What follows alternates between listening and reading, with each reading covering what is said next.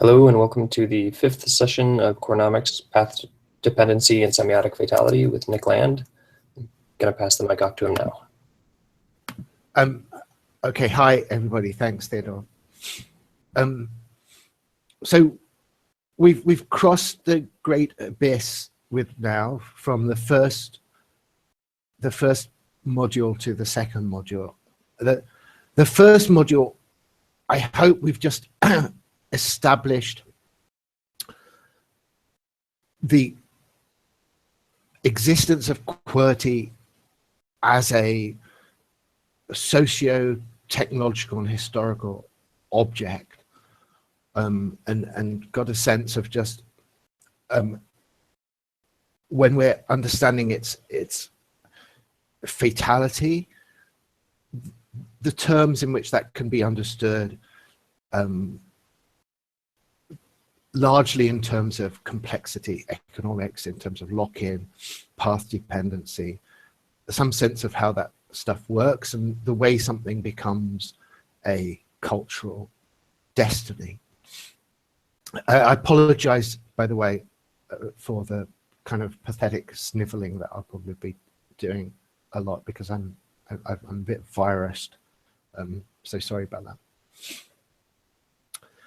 So in the second module, I'm hoping that we can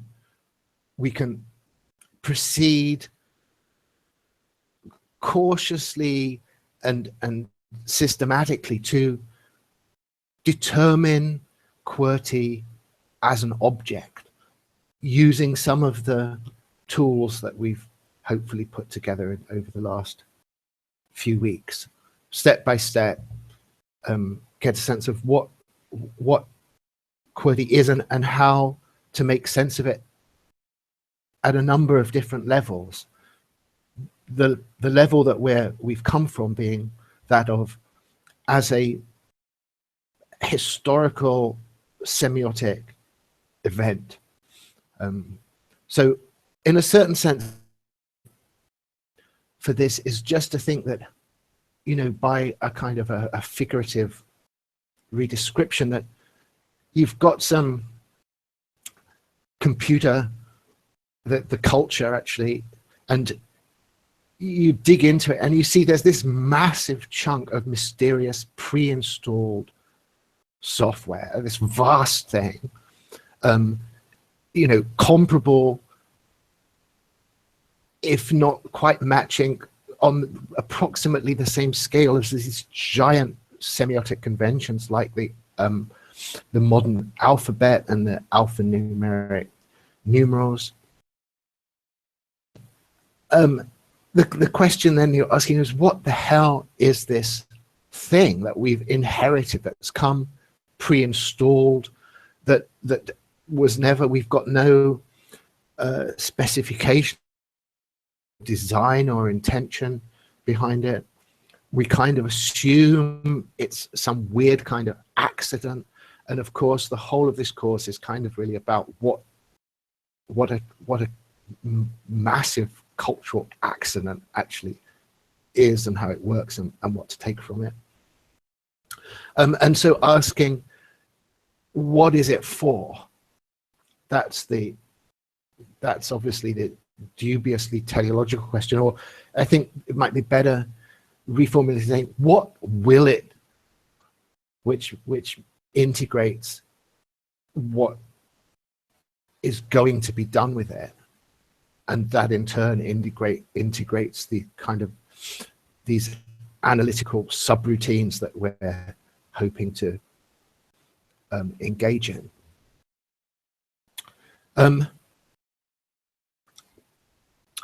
So as I also said before, I think it's quite a daunting object. It's extremely complicated. And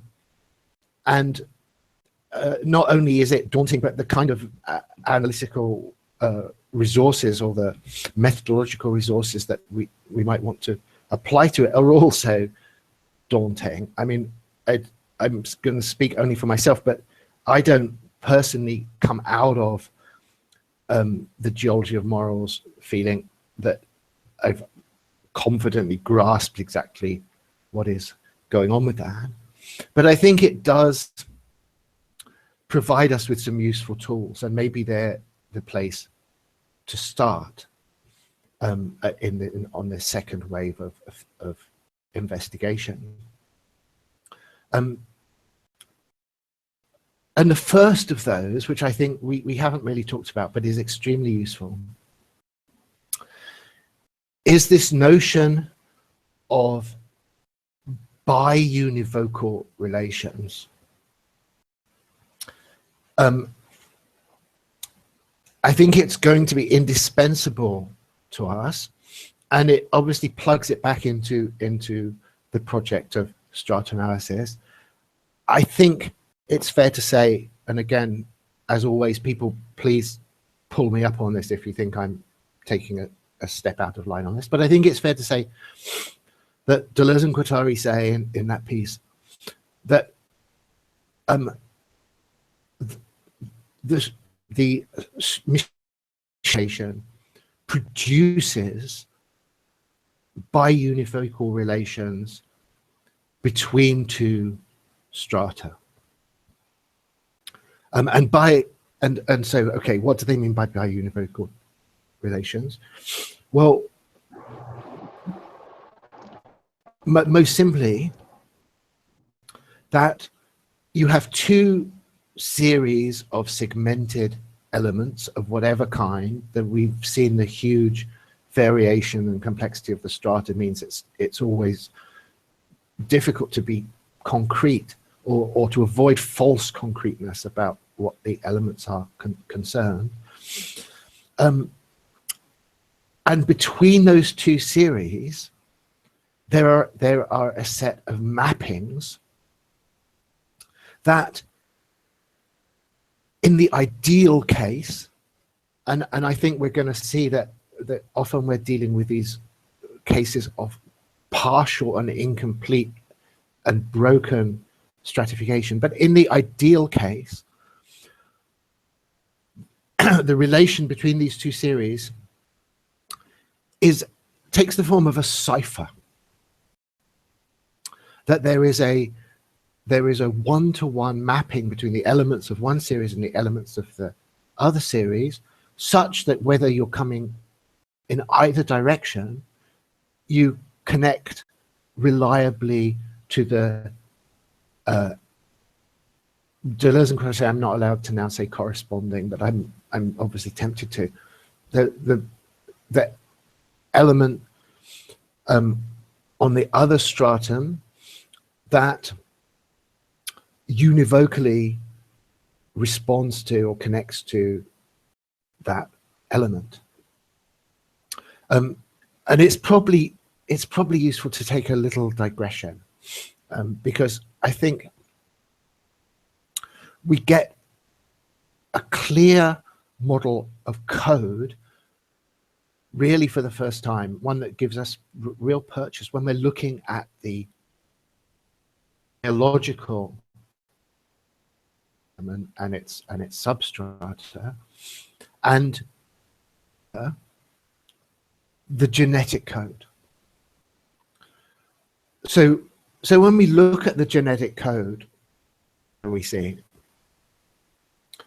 and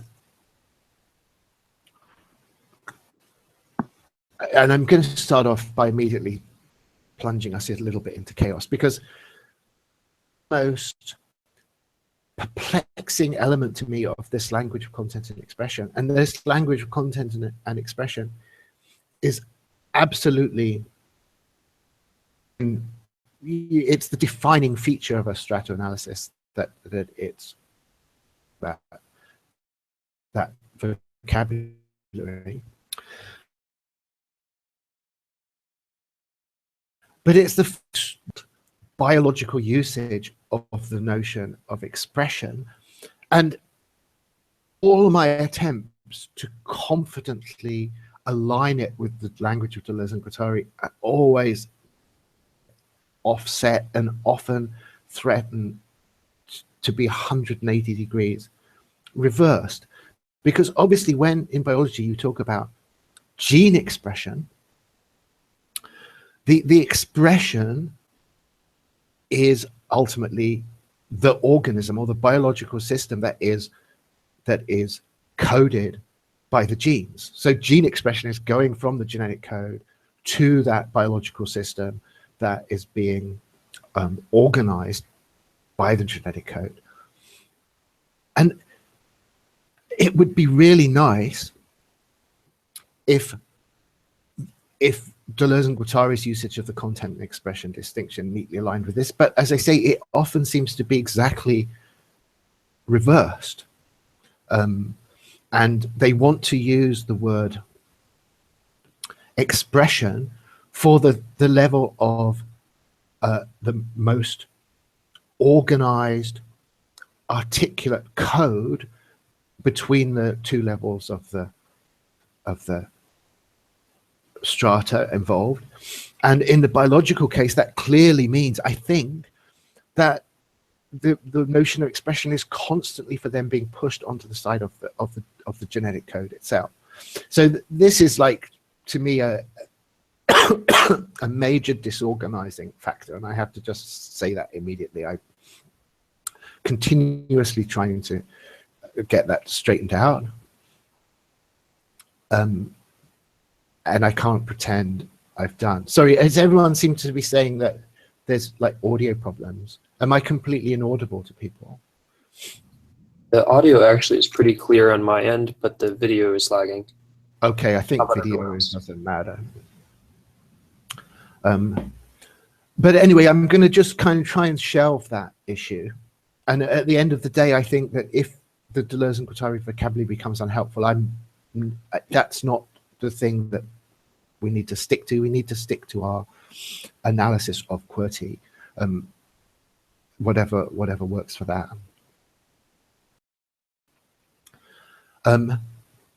Okay, so returning then to the genetic code.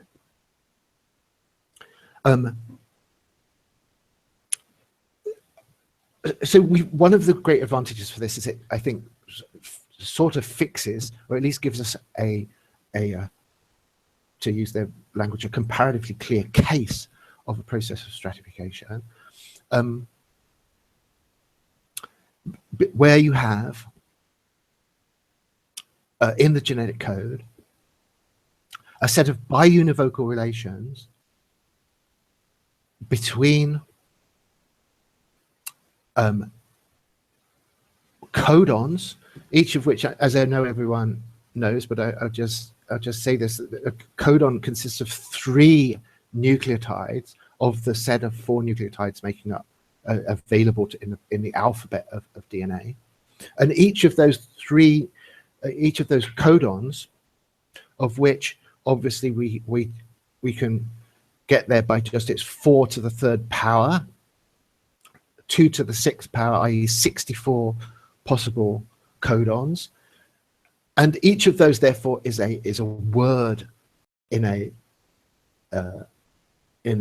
genetic vocabulary, and it is mapped onto a set of 20 proteins. And so those proteins, I'm going to now use this terminology in the Deleuze and Guattari rather than the conventional biological sense, that those proteins are the content of the genetic code. And I think it's quite clear that for them, we have to understand the codons as being the level, the stratum of expression. Obviously, the transition between the two is conducted by messenger RNA, differing only by 1 codon from the DNA code. And that seems to be an absolutely model epistratum. It's a kind of a vertical complication of the process of stratification. It's extremely systematic, and it conducts the process by which the genetic code is actually operationalized.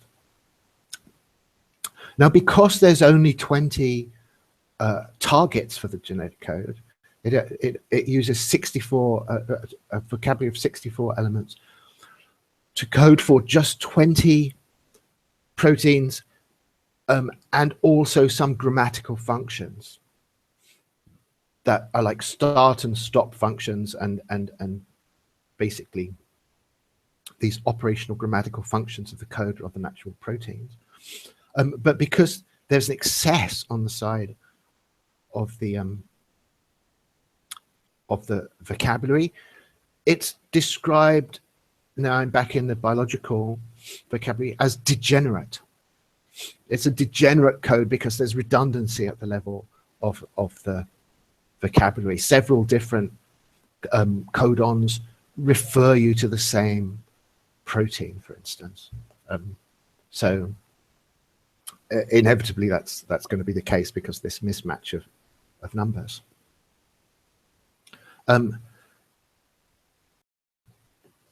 So that this degeneracy, to go back, is a sign that we're not dealing with a perfected stratic system here.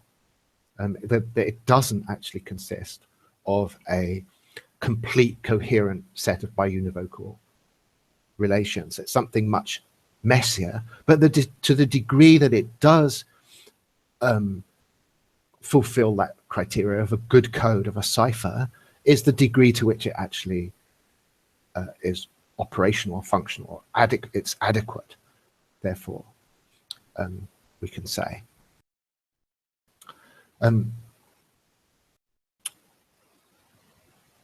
So this relation, this biunivocal relation, I think has two references to organized disciplinary systems, of which I'm not pretending anything more than the most tentative apprehension. But I think they need to be invoked, and because they're both crucial. One of them, of course, is its usage within mathematics. And it's used in mathematics, the notion of the biunivocal relationship, because of the fact that one-to-one mapping in certain zones of mathematics is so important. And I'm particularly thinking of set theory, where if you're wanting to analyze the cardinality of a set in relation to another set, you place both of those sets into a biunivocal relation, and this will then tell you what you're seeing in terms of their relative cardinalities. Obviously, I'm taking this mostly from Cantorian type arguments. So these classical cases of, for instance, the fact that we know that there are as many prime numbers as there are numbers, or there are as many powers of 2 as there are numbers. All of these have the same cardinality, Aleph null, because we can draw infinite series of a cardinality Aleph null consisting of biunivocal relations between those two things. And I guess if we're going to try and apply the sort of stratoanalytical language, we can say that the natural number series in its ordinal usage counts as an interstratum. So what we're really saying in these cases is that we map the first prime number to the first natural number, the second prime number to the second natural number, the third prime number to the third natural number, etc. Or do that with any of these sets in particular. Therefore, this ordinal usage of the natural number series is the thing that produces this biunivocal alignment between the two systems considered. And it allows us therefore to talk about the size of sets that we're talking about. The second sort of big referential system that we're looking at, I think, is cryptography in all of its different dimensions. In its most simple dimensions, and the ones that I don't expect us to need to push out far from, as already mentioned, the cipher is the set of biunivocal relations. So you have a set of substitutions between one series and another series, and you can go in either direction between those two series. So on the one side, you've got the plain text, which is the code, which is the message you originally start from. And after you've submitted each of the elements of the plain text to this series of systematic substitution, you then have a ciphertext. And the ciphertext can be, that has been thus encoded, and it's decoded by simply reversing this procedure. So this is the most simple cryptographic case, and it's the most traditional, and it corresponds to everything that retrospectively is called symmetrical cryptography. And I say that because we're now in the epoch of asymmetric cryptography, characterized by public key cryptography, in which that symmetrical relationship between encoding and decoding has been broken. It's no longer the case that you use the same key for encoding and decoding an encrypted message. So we're marking a historical epoch, at least by its terminal moment, in using this cipher model. We have to be cautious, therefore, but I think it gets us a long way. We might, it's not impossible, we get to poke around a little bit in that. And all cryptographic tools are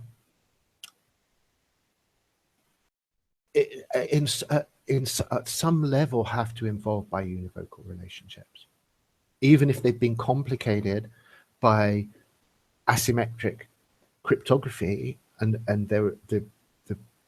the cryptographic system is more complicated. In the end, unless you can reliably move backwards and forwards in some way between a plain text and a ciphertext, you don't have a functional cryptographic system. So for instance, hash functions, which are kind of used all the time. I mean, the Bitcoin protocol is obviously based on cryptographic hash functions. They too ultimately involve biunivocal. And like the biological code, they are. So you move from an extravagant plain text to a compressed, economized ciphertext.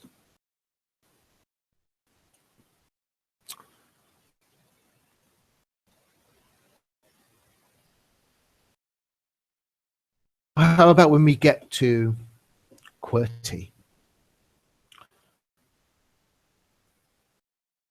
Okay, I'm going to break the rest of what I say into two, I hope not very long chunks.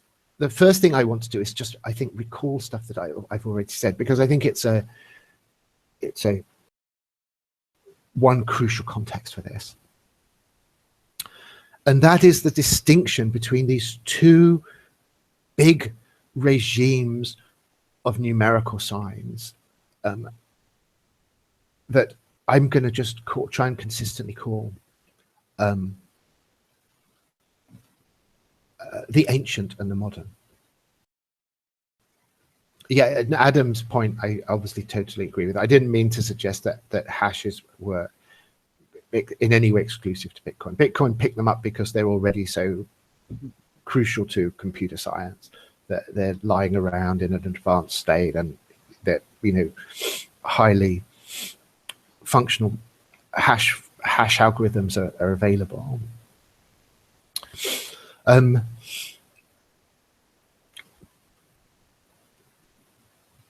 Yes, so the ancient and modern numerical system. Now, as I say, we've talked about this, and I don't want to go into it really in any more detail than I've been into it before. So it's something that we can come back to. But it's our great model of moving between regimes. That's why I think it's such an absolutely crucial reference. So there are very, very distinctive, clear set of transitions that have taken place from a regime in which an alphabet serves as a set of numerals, and ones in which you have an autonomous set of numerals and an autonomous alphabet. And the things, again, to repeat, that I think come out of this is that you get an automatic genesis of Kabbalism through the interference pattern of these two systems. You get a suppression of the intrinsic numeracy that remains within the alphabetical segment of the alphanumerical series. And there's several things going on there. The first one is just to say the very notion of the alphanumerical series is an important one that I think we're going to have to come to very soon in talking about QWERTY. And it's perhaps slightly anachronistic to be talking about the alphanumeric series at this early historical point, at the Renaissance point, fundamentally the origins of modernity in this semiotic transition. But again, the alphabetical numerals are fully numerical. No, sorry, let me turn this around. The alphabetical segment of the alphanumerical series, the letters, are fully numerical, but their numeracy is strictly ordinal. And this is a huge kind of rich zone to me, because it's conceivable that numeracy, that ordinal numeracy of the letters, is used at a scale that is at least comparable to that of the numerical segment of the alphanumerical, of the numerals, the decimal numerals. Every time you search through a library, every time you use a dictionary, every time you refer to alphabetical order, you're intrinsically engaging that numerical process, and it's strictly numerical. It's got all the features of numeracy, as long as you think of that as being strictly ordinal. It's decoded. The letters don't mean anything. They purely have a function, and that function is one of sequencing. So there is something analogous to the kind of cryptographic functions of encoding and decoding, of putting something in alphabetical order and retrieving it from an alphabetically ordered system. Both of those functions have nothing to do with signification. They have nothing to do with meaning. They're purely based on the numerical function of the letters.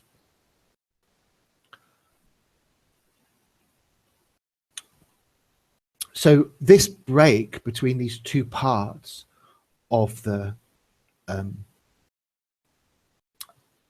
alphanumeric series is itself a crucial indication that you have passed into this modern phase. There is nothing like that in the ancient system of alphabetical numerals. All you have that could perhaps be compared to it is the fact that you have the alphabet chunked into blocks, but by the fact that you're using them to code different orders of magnitude. And to connect this to the first part of the discussion, in both these cases, you have a clear set of biunivocal relations, whichever one you're looking at, whether you're looking at modern decimal numerals, whether you're looking at the ordinal function of the alphabet, whether you're looking at the ancient alphabetical numerals. In each case, from a number understood, I think, confidently as content. So one could say maybe you have just piles of rice that you use to actually represent or incarnate your numbers at this level. You have a bowl of rice, you put it in little piles. Between the numerical representation and the number of grains of rice in the pile you've selected, there is a totally biunivocal relationship. There is exactly one sized pile of rice that will correspond to the code, and there is exactly one code expression that will correspond to the pile of rice insofar as that system is being used in its perfected stratic sense. So I think we can take one further step in saying that that insofar as the installation of a system of a code, as an installation of a system of biunivocal relations between two series is stratification, then we can see that there has to be a stratic system, a stratic machine, a stratifying machine at work in the production of these regimes of signs. And you most clearly with this kind of example, I think, of the relation it produces, the systematic set of relations it produces between numbers conceived as relatively decoded content and numbers seen as a symbolic code, and there is a machine that is producing that reliable systematic coding system which allows you to move backwards and forwards reliably between these two different levels. Okay, last thing before I just open this up then,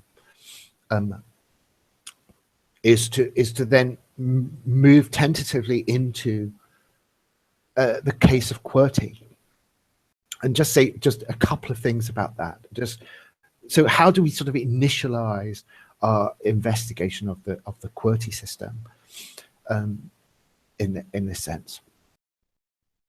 Well, I think there's one step that I think is really indispensable, and again, the usual caveat, like, come back at me at this, but I just think clarity is almost impossible without taking this step, which is to get back to the point of breaking the alphanumeric series. So first of all, I think there's a preliminary to that, which is to say QWERTY is initially and provisionally being described conforms to a stratic ideal, and to do that, I think it has to be understood as a reordering of the alphanumeric series. So there is an inherited cultural system proceeding from 0 through to 9 and then A to Z, 36 elements, and they are reordered by QWERTY.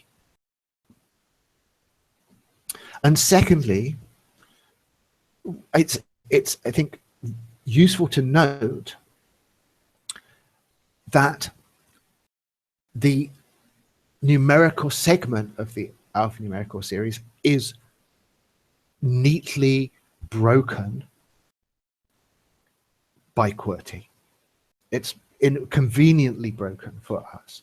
You know, it occupies its own distinct stratum or its own distinct band or layer on the keyboard of the alphanumerical symbols. It consists of the entire numerical segment and nothing else.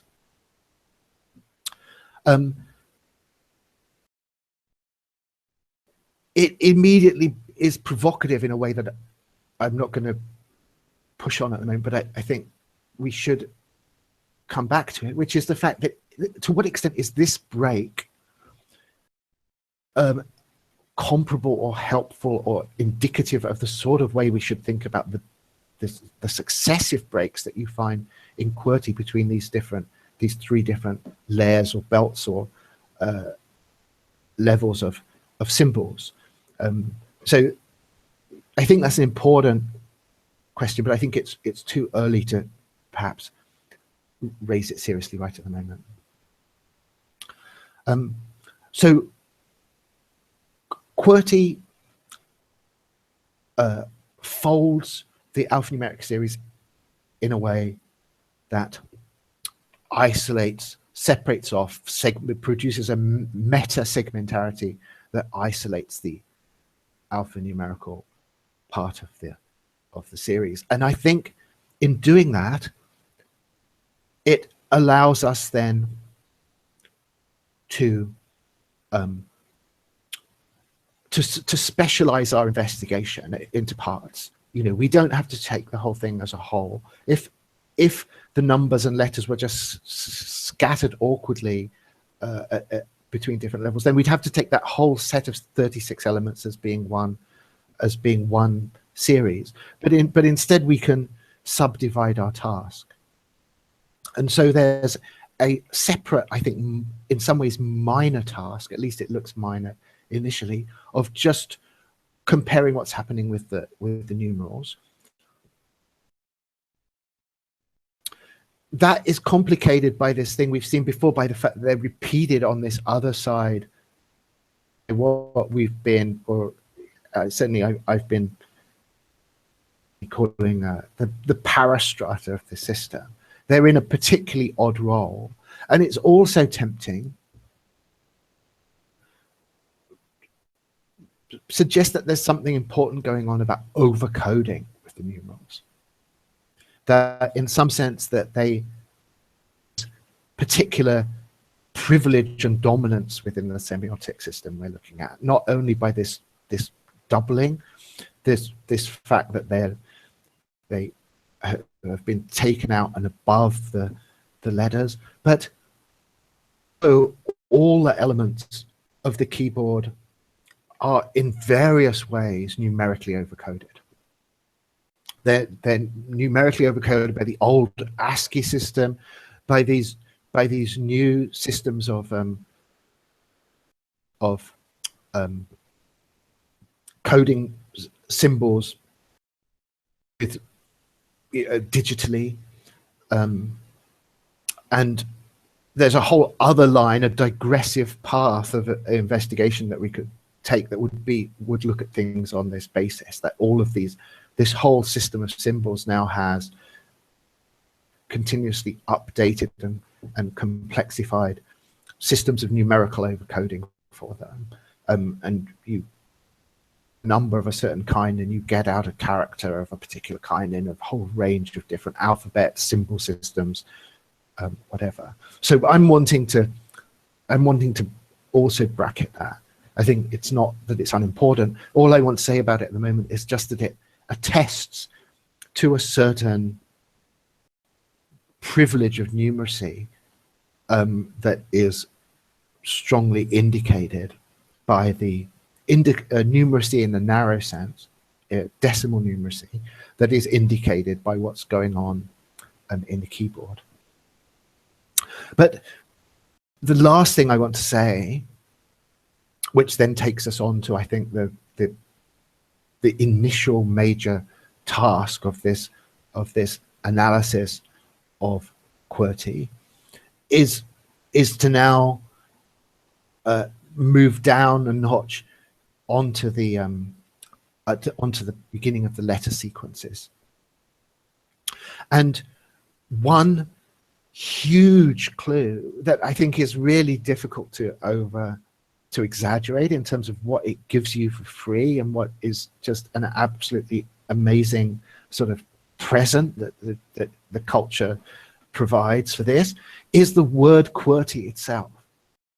The word QWERTY is an extraordinary term. On one level, obviously, it's just constructed a bit like alphabet. You know, it sort of consists of the early terms of the sequence considered, but it's far, far superior. It's far, far cryptographically clean than the word alphabet is, because the word consists of nothing else than a demonstration of the initial proceeding of the construction of the QWERTY series. You know, it gives you the first 6 letters of the sequence for free. So there's all kinds of questions that you could ask, confusing questions you could ask, that are in a certain sense ruled out as soon as you take QWERTY seriously as the true name of the semiotic system under investigation. Let me just quickly give you an example. You know, if you were to take this folding issue seriously, you might say, well, you know, the left to right reading convention, it is nothing authoritative. You know, the fact that we use that in a lot of modern languages, it's the sort of presupposition when you talk about the English alphabet, left to right legibility is assumed by that.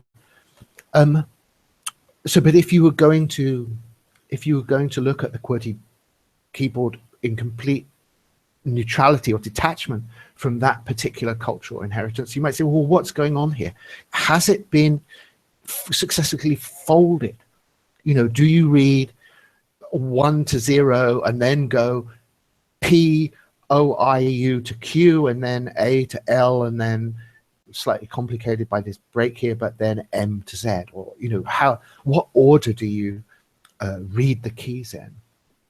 It would be an open question. The fact that you start with letter Q is not something that is kind of, there's no sort of instruction manual or cryptographic manual that tells you that, except that the word QWERTY does that for you. The word QWERTY says you start with Q, you proceed linearly along the first row of letters. It gives you the first 6 examples. You're already more than 20% through the alphabet when you do that. You can open questions again. You could say, well, when you get to P, do you switch direction and start going back along the second line? But I think the fact that you've proceeded from the numerical sequence to the top line of the keyboard, pure consistency would suggest that what is being said here, and that what the word QWERTY already says, is that you have a basic key for the linear construction of the QWERTY system that goes Q to P, A to L, Z to M. That's your system. And the word QWERTY gives that to you already. Sorry, I apologize. Okay, I think I'm ready to pause on this section and see what anyone has to say about it.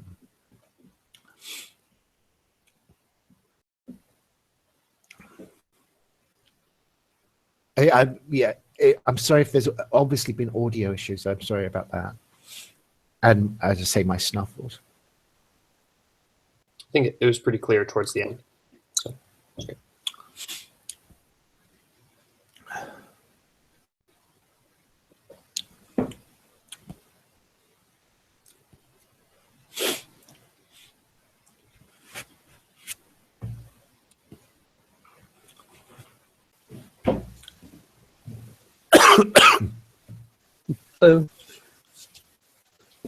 This makes a lot of sense to me. I've thought about some problems like this before.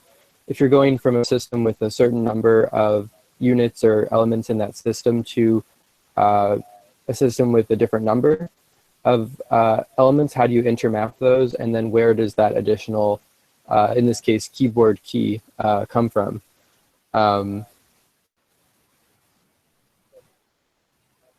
ideas represented by the other keys, or a really new function? And then where's that function coming from? Yes. I mean, there's actually a large number of existing solutions to this. I think that you'll find that every key has a number, you know, and sometimes you look into the right instructions, but I'm going way back before the PC era into the dark ages, but I can't believe this has changed, you know, where my old dedicated word processor in the instruction manual actually gave you a number for every key already, like, so it had done that for you. So that's one numerical overcoding among many for this, and it's obviously tempting, I think, when you start doing this to settle on some semiotic convention for it. But I don't think that we have there are these protocols that, sorry, I'm just forgetting what the name, these symbolic representation systems. Is it what are they called now? 1 second.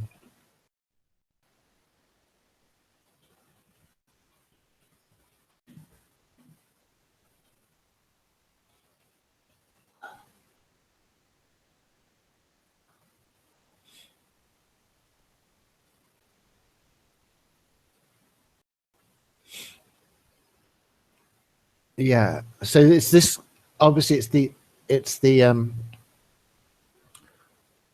character encoding system, isn't it?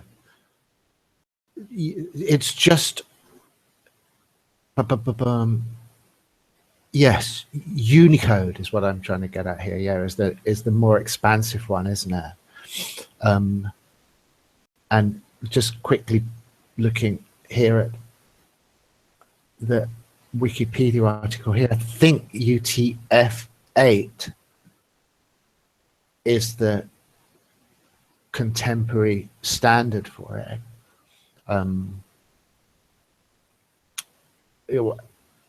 I think it might be that it's been updated, in which case I apologize, but I don't honestly think it matters. Here's the UTF-8 Wikipedia thing.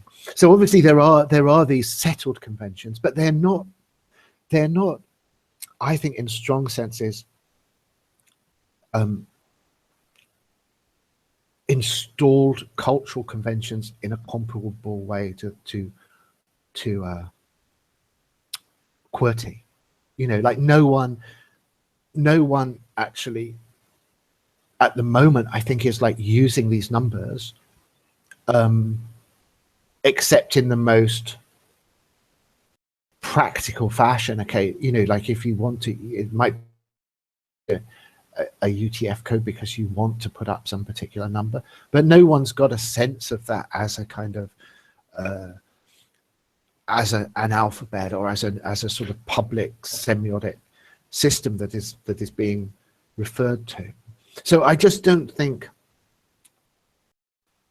that exists. You know, the thing that you're pointing to, like a kind of neat, conventional semiotic system that overcodes the keyboard in a way that people agree on that as a convention. I just don't think it happens. And I think what the interesting reason it doesn't happen is to do with the immanence of the keyboard itself. Like the keyboard, in a certain sense, isn't overcoded because it is the thing that's actually there at your fingertips, you know. And so at that level,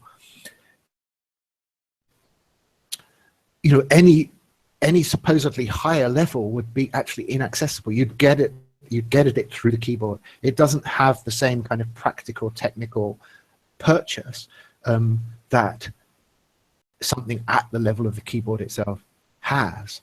It would be a kind of nominal overcoding that wouldn't be functional, because you're still actually going to be just pressing keys when you're utilizing it.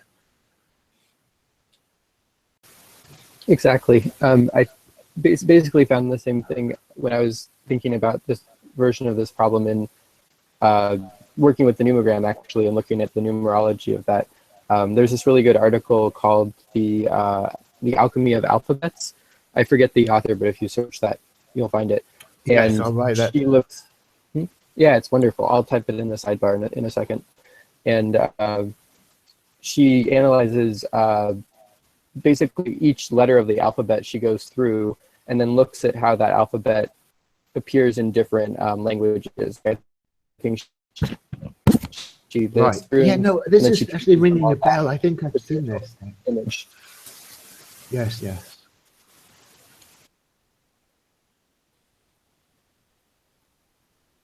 Yeah, sorry, Anders, are you still there? Or you didn't just get cut off, did you? Oh, yeah. That's okay. I was pretty much finished. I was just saying she traces them back to the original image or idea that like the letter is supposed to represent, like A is an ox's head, and it was used in these cultures by these different images. So yeah, you have to go back to that historical analysis and look at the actual qualitative distinctions. Yes, I think Hakim Bey did a book like that. That's maybe what I'm confused by. That also just goes through the letters. They're obviously derivable, yeah. But back in these ancient alphabets, people were still more or less aware of the fact that they had that pictographic legacy to them, I think, weren't they? Crowley, of course, makes that, you know, when he's like all the kind of occultists, he's kind of fixated on the ancient alphabets, and he definitely, in terms of what the letters mean, makes reference to that pictographic dimension of them for sure. Yeah, I'll copy that your link. Thanks. And we could expand outward too and look at, you know, the other keys, the caps lock key, all the other keys on the keyboard. Yeah. And why are the edges of the keyboard where they are? Why doesn't it include, you know, a few more keys on the edges? Oh yeah, now I'm not sure I'm totally getting your question. Why doesn't it include a...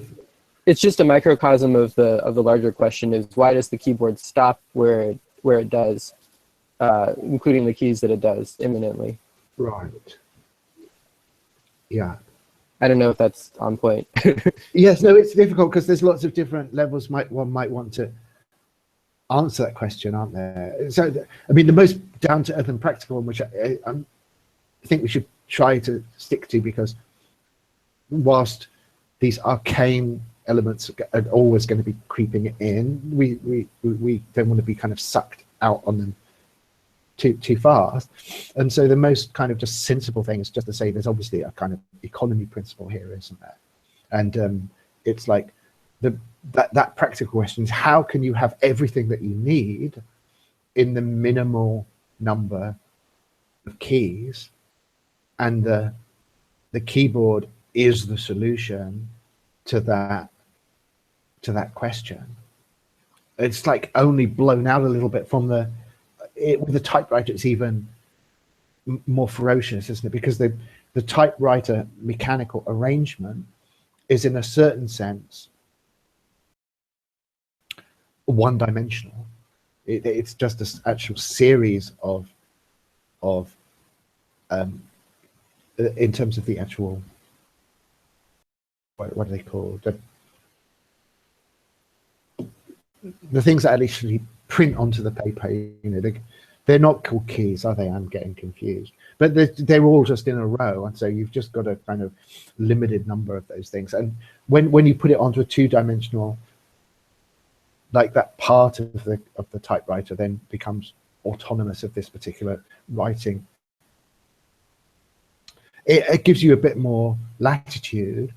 But I think that what's inherited as a kind of discipline of the fact that you don't want to just proliferate a massive number of different keys for, like, you know, keys, and you could have different languages and symbol systems and all of this kind of stuff, quite apart from all these function keys that you might want. And I think that's seen as being that there's a practical imperative against that.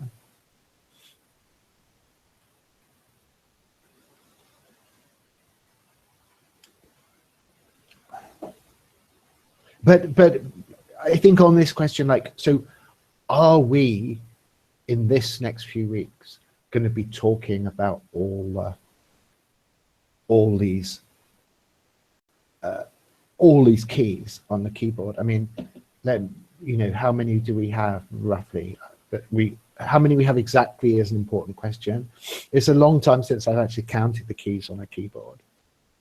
But the alphanumeric symbol keys are a comparatively small fraction, aren't they, of the total? So it's like around about 100, is it, that we've got altogether? So it's like roughly a third of them, I think we're talking, are the alphanumeric keys. So 2/3 of the keys roughly have been shelved. Okay, 104, yeah, that makes sense.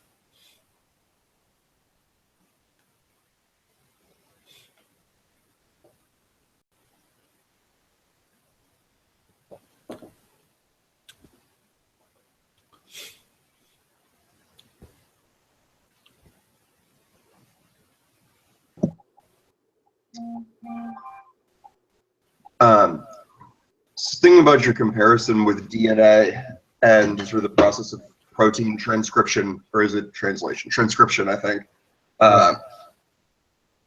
And just the fact that it seems that both that and QWERTY seem to follow sort of a universal Turing machine, or a Turing machine in general, kind of process where you have this continuing linear chain of steps, in which case is a coding from what it originally was to whatever you're translating it to because of the rules encoded in the Turing machine. And something like this, sort of this another purely ordinal, or maybe another purely ordinal series, which is, you know, what stretch of DNA and like sort of evolutionary history it encodes in that sequence that you are moving through if you're a, you know, mRNA or whatever it is. Versus sort of the user moving along this sort of like, it's not purely aleatory, but in any given case, sort of contingent ordinal series of gestures or numerical patterns or whatever, you know, all of these sort of different folds that we want to translate to as we move through the process of typing a particular text. And so in terms of the different, I guess, a different dimension of pure ordinality, which lies in the alphabetic keys and their sort of like re-encoding. And you think this sort of, is that a biunivocal mapping between those two forms of ordinality?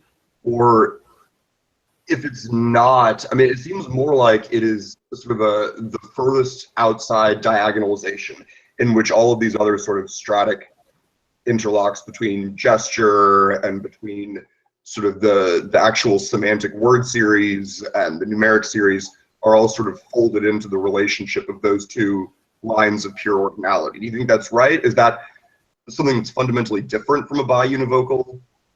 Yeah, look, I think there's so much going on in what you're saying. I think we need to try and break it down a little bit, if that's okay with you, Jake, and just because I think it's like, yeah, there's a lot in this that for me is just flying off in lots of different directions at the same time. So these two different series you're talking about, one of them is in a sense like modeled by the UTM, this endless one-dimensional tape, isn't it? Is that right? Right. And the second one, which I think probably inevitably, by the very nature of what it is you're talking about, is a bit hazier to me, is this more polydimensional gestural dimension of like expression in its colloquial sense, let's rather than in the technical sense necessarily where we've been using it, or one of the technical senses we've been using it. And so what is the relationship between those two sequences, if we can call it even a sequence in the second case? And yeah, okay. So in terms of breaking that down, well, because one of the things behind what you're, okay, sorry, but as I say, it's a really rich question there. I don't know where to go first. One of the places to go is obviously with the diagonalization stuff you started with. Another thing to go is the computer science side of it in terms of the UTM, isn't it? Because on the UTM side, and they obviously connect these issues, you're talking really about the limits of the computable, and actually, and you're kind of almost getting into the halting problem on that side, aren't you? Do you think? It's like you're asking, can we, you've got some complicated polydimensional gestural system, can it be overcoded by a UTM? Which is to say, is it computable? Which is to say, can it be, is there an algorithmic version or algorithmic model of this process? Do you think, am I following you so far? Yeah, no, definitely. And I think the halting problem, I think, is a good thing to bring up because in a certain way it guarantees that pure ordinality, because whatever, I mean, if we sort of model this as an algorithmic process that's being carried out, that general incapability to sort of pre-overcode all possible future sequences with some sort of more compact expression that tells us if or when it's going to halt and how, sort of leaves that future, makes it sort of always irreducibly possible that the future input can't be predicted, can't be pre-coded now. It sort of guarantees that it is in an absolute and purely ordinal sense a successor to whatever the current state of the yes. Yes, but what's interesting among the things that are interesting is that you can get to this on the other side by the diagonalization method, because you can only diagonalize after methodically installing this system of biunivocal relations. You know, it's only because Cantor is able to say, look, you can, you can list all the numbers and you can produce this rigorous mapping between the sequential position of the number and the corresponding digit of its number. You know, that's absolutely rigorous. So you can say, in order to do your diagonalization, you have to be able to say, you know, we're now looking at the nth digit of the nth number. You know, if it wasn't for this absolutely rigorous, reliable, confident set of biunivocal relationships between these two sides of the number, you couldn't diagonalize at all. And your diagonal construct comes only after you've exploited this set of rigorous biunivocal relations. So it's kind of similar, isn't it, to then flipping back. I mean, the halting problem in a sense is a kind of is a restatement in computer science of a diagonal argument, and there too, it's only because you're able to, in a certain sense, presuppose these structures of computability and strict biunivocal isomorphism that you're able to then describe the halting problem in a way that is actually logically compelling, rather than being just impressionistic, or, you know what I mean? It's like describing it in terms of the diagonalization problem, where there's always a version of you can always construct a version of the sequence that was not contained in everything you had available to start with. Yes. So the diagonalization doesn't really begin with, in a straightforward sense, with a failure of the biunivocal coding. It's So that's what I'm thinking in terms of this sort of like fundamental difference between the mapping I'm talking about and the biunivocal one, because in the diagonalization grid you have these two different purely ordinal series, and then one of them is, so in each given case, one of the random infinite series of ones and zeros. So this sort of n1, n0, n1, n2, etc. It's sort of like the general model of all of these series. And then you have this sort of purely which column am I in, or which row am I in, 0, 1, 2. But the only value those things have, the only sense or function of that enumeration is because of like the nature of the construction that you're doing, is in order to specify the next point at which you're going to reverse something from this infinite set of random series. So it doesn't have any meaning beyond this construction of an ordinal or of a sequence of numbers, which is not available in anything that it enumerates. Right.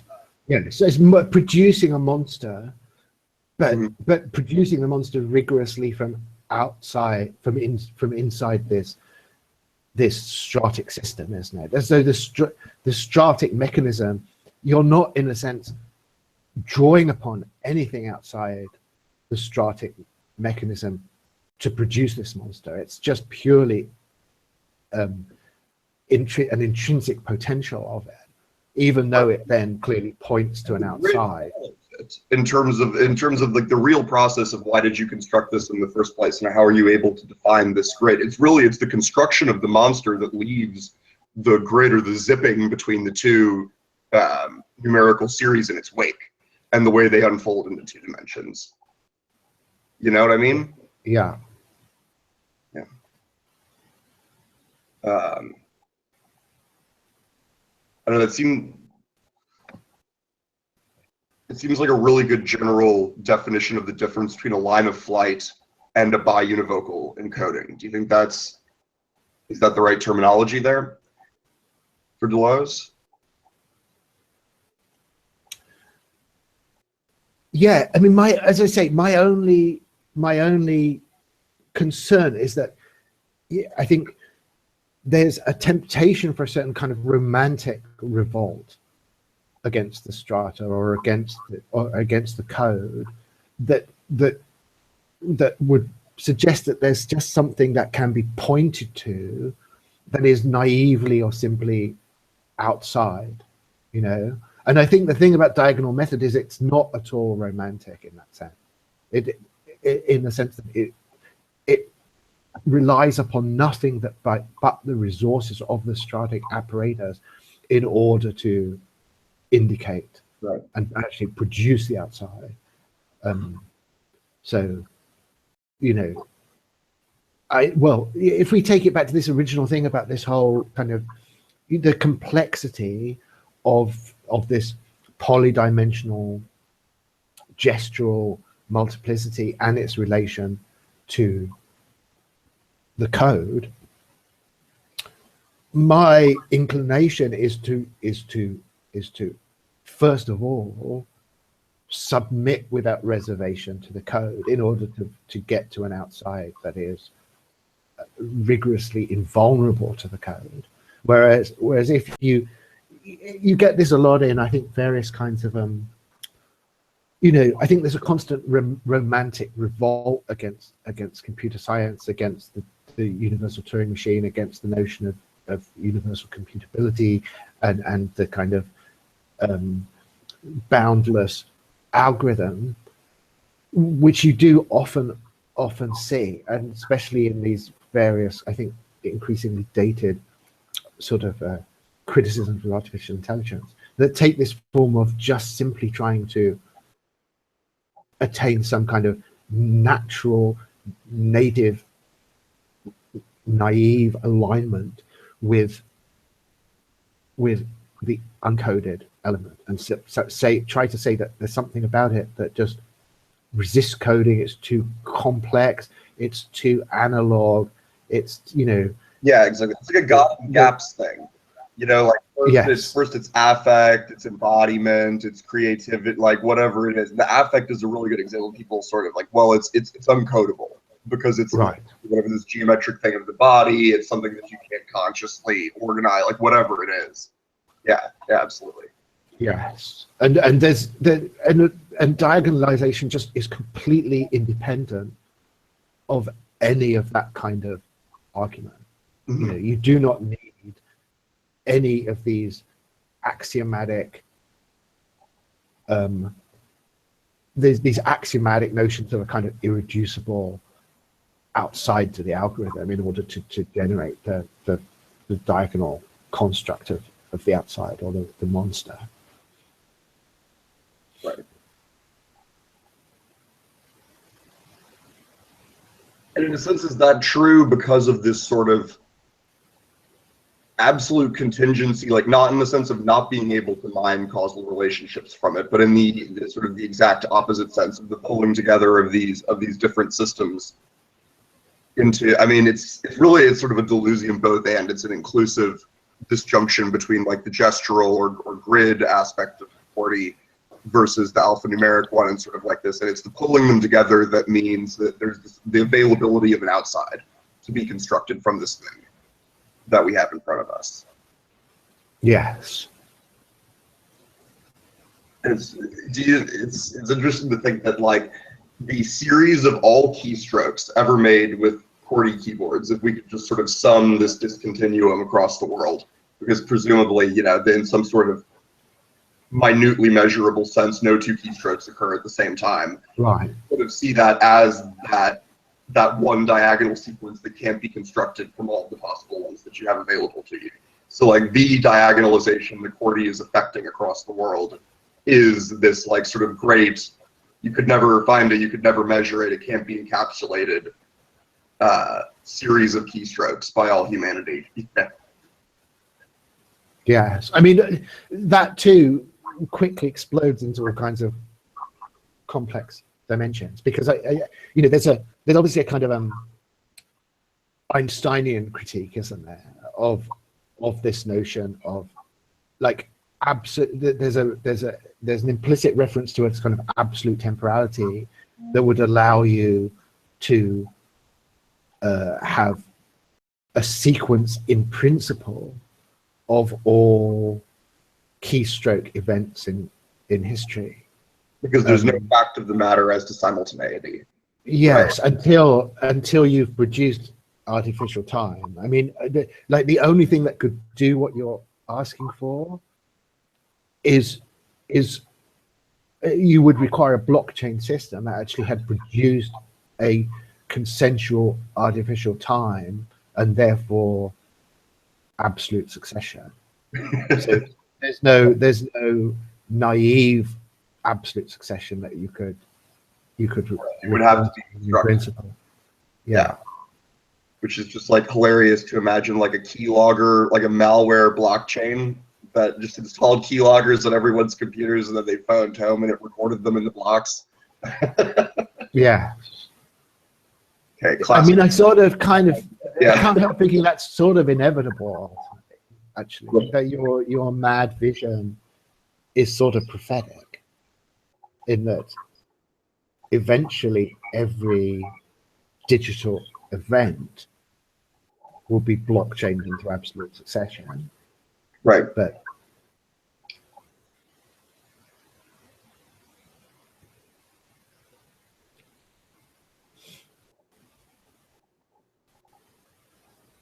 though likely not QWERTY itself. I mean, I would think that by the time we had that sort of like absolute penetration of artificial time, you know, maybe the dominant mode of interaction with all these digital transactions isn't necessarily through QWERTY.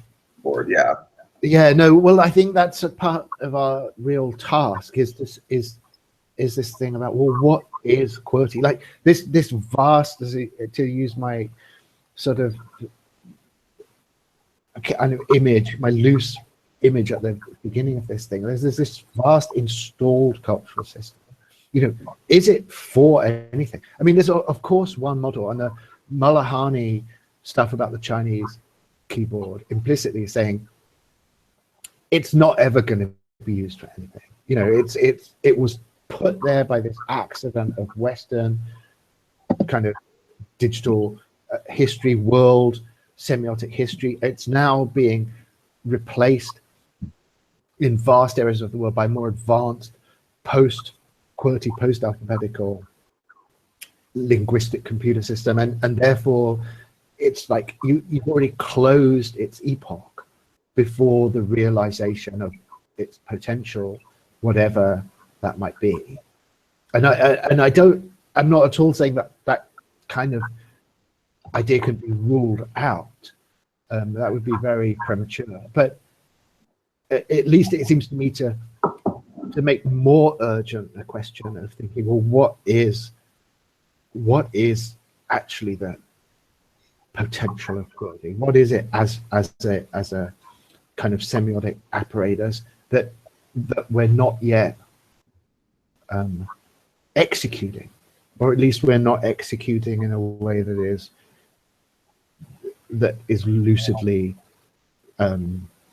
self-reflective. I mean, whatever it is being executed, there might be all kinds of things being executed that we're not seeing, but the assumption still remains that nothing is occurring at that level. It was sort of what you're describing is like not attending to all of these enfolded processes into things that might be only visible or really operable at the level of, like, you know, for example, like geometric or gestural encodings over the keyboard that just like don't naively penetrate to the semantic value of what we're actually paying attention to as an output.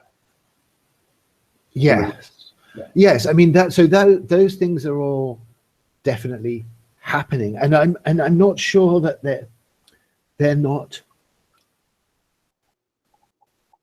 Okay, we're getting onto sort of terrain that could get weird, obviously, quite quickly. But I mean,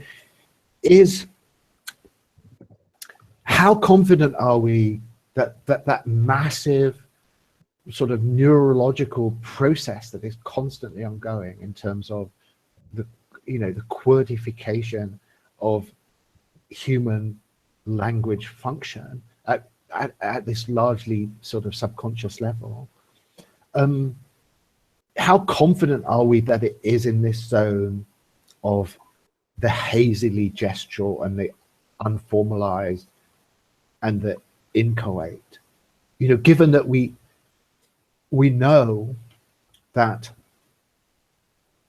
actually, well, what we're getting to, maybe we can't say we know it yet. What we're getting to, at least, is the fact that it's an extremely highly formalized system, even if it seems a completely pointless system. You know, there's this extremely specific set of biunivocal relations between the alphanumeric series and the Qwernomic series. It's not, you know, it's absolutely precise, and no one, at least under the most obvious constructions, no one could ask for a more mathematically or cryptographically exact system than the one that has been obviously generated by this Qwernomic history process. So there's no question about its formal exactness. The only question is about whether that is just purely like a spandrel, a kind of senseless accident without any pragmatic significance other than, according to some accounts, a mild retardation of typing speeds. I mean, that's the kind of dominant narrative about it, isn't it? That all the only meaning of QWERTY, the only concept, it's just that typists have been slowed down unnecessarily a little bit. Right. Right.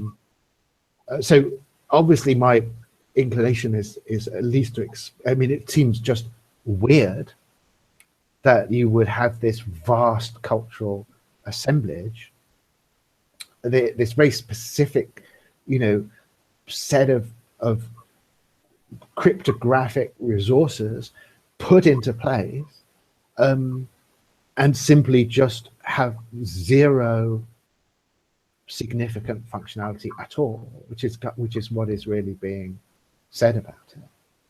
Right.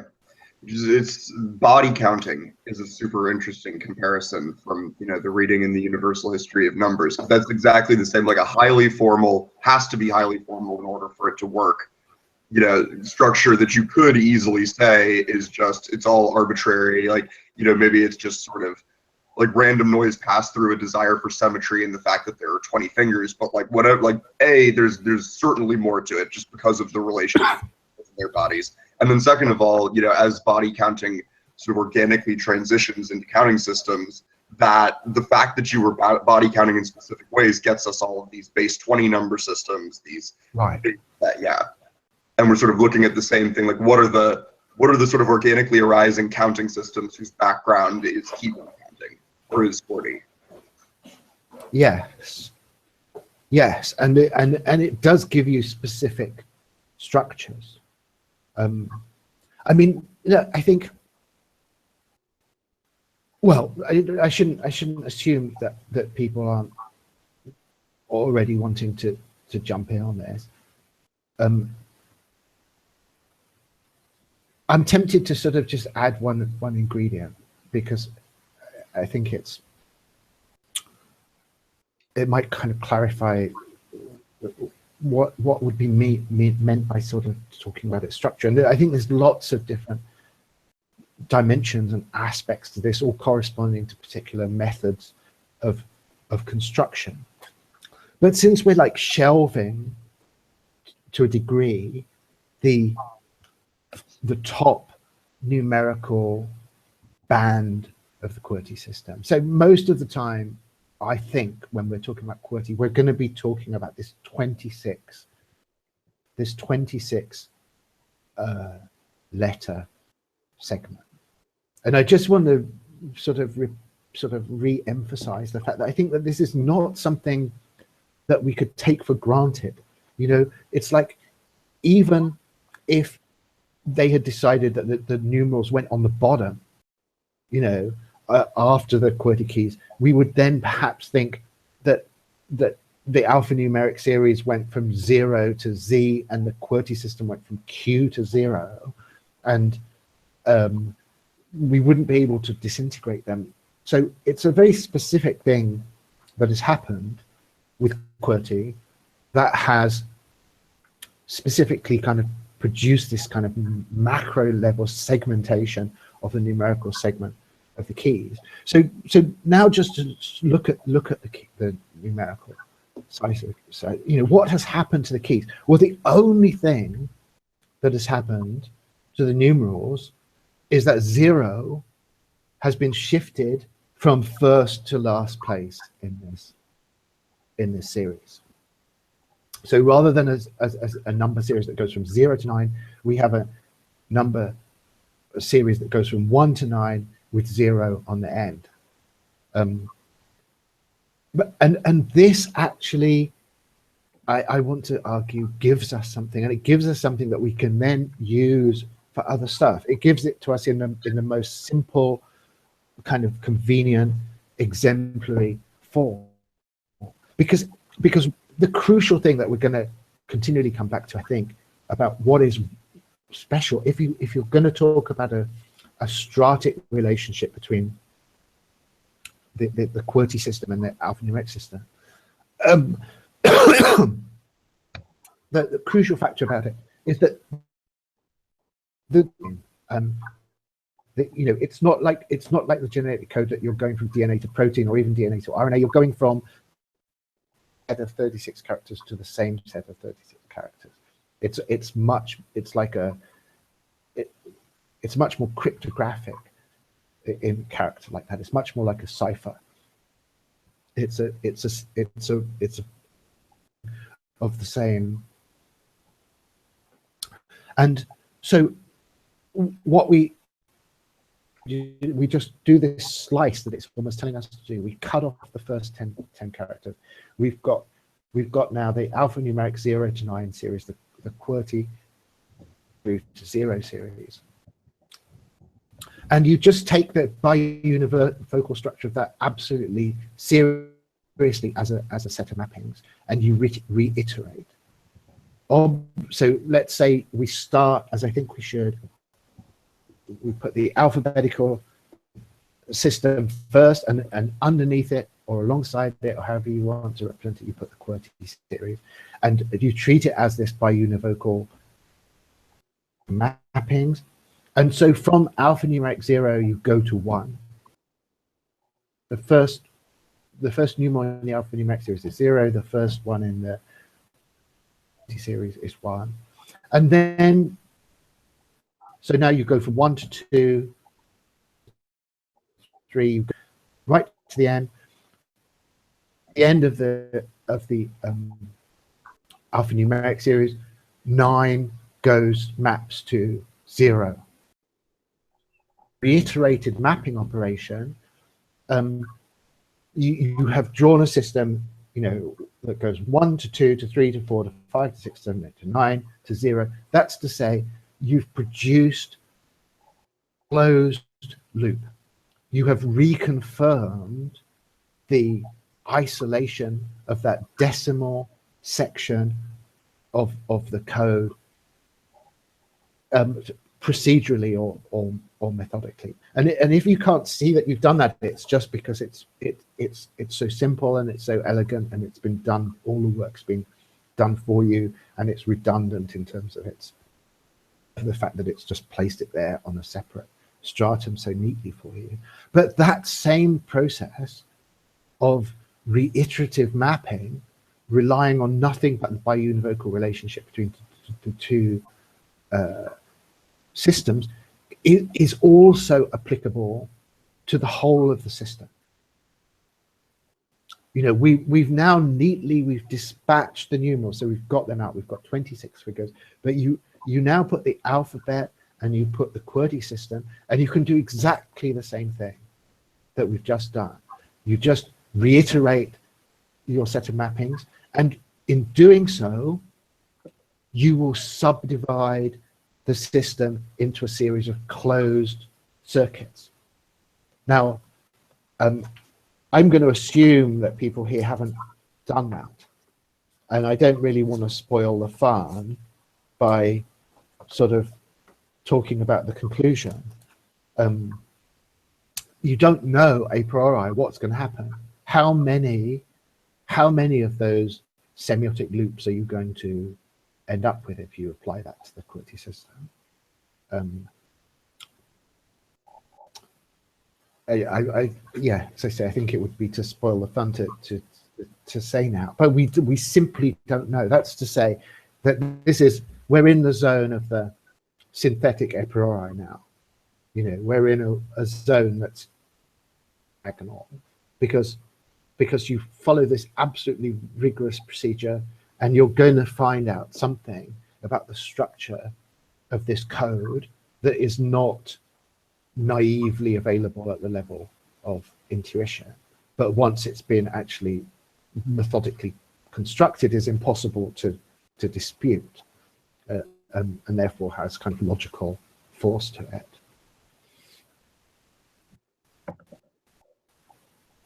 It's like the Z notation.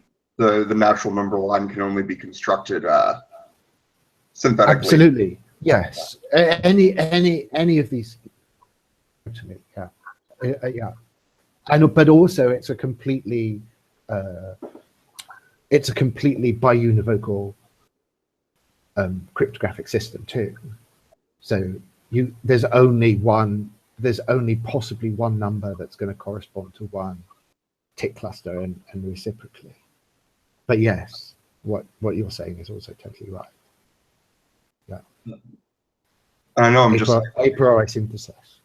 Yeah, so somebody feel free to shut me up, but just one last other thing, just jumping slightly back to the 1 through 0, the sort of reordering of the number line, is that it's especially interesting that there's a rich mapping there, where the reason that 0 is moved to the right is because trailing zeros matter in decimality, but preceding zeros don't. And that's also linked to left to right reading and to the left to right separation in the hand. So you type lots of 8 zeros and 5 zeros and 4 zeros, but very few 0 4s.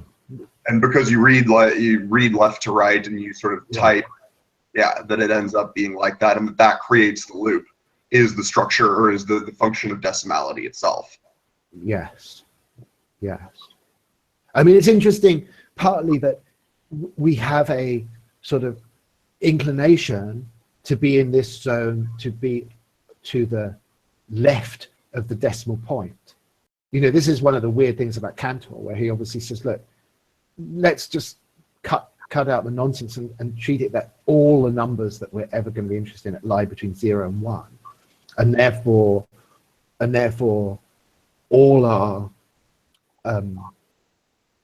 numbers basically are going to be 0 point something. And then, so he's broken then with what you've just said, precisely because he's broken with our sort of naive expectations about numeracy, hasn't he? And in his system, trailing zeros are nothing, and leading zeros become massively important, because leading after the decimal point, obviously, fractionally leading, therefore fractionally, rather than through increasing orders of magnitude. Sorry, maybe that's good. Increasing ones, so it's still the same sort of like rigorously formal logic applies, where the number of zeros that you, in this case preceding zeros that you specify, sort of rigorously encodes what decimal place value is doing. So like if you were, because this was a keyboard constructed for doing diagonal arguments, you know, our million monkeys create, or you know, our infinite monkeys creating the diagonalization grid, and so you put the 0 over on the left. So because that would break the recursivity. Is that because you think of the sort of the infinite permutation character of the diagonalization grid, that instead of having this loop, you just have the suggestion of an infinite series that starts from an origin point? If that makes sense. Sorry, I'm just trying. My brain is kind of slightly sludged with virus, and I didn't really quite construe that last sentence. So in terms of, so if you had a keyboard that was optimized for creating a Cantor grid, a diagonalization grid, then you would have the 0 over on the left, which would break this recursivity, this loop. You get back to 0 and then you return to the left to 1. It would just be the first 10 items in an unending series whose only sort of specified property is that it has a first element, and this element is 0, and that's for sort of reason of the construction of everything after the decimal. But I mean, do you think that there's just like a relationship between the way you need to set up that grid and the fact that it ceases to be recursive when you optimize for that kind of numerical construction? Yeah, I don't know. I'm reluctant to jump to a conclusion about it. I mean, it is fascinating. I mean, like, yeah, the thing about putting the 0 at the end of the series is that on one hand it seems so inconsequential, but it also is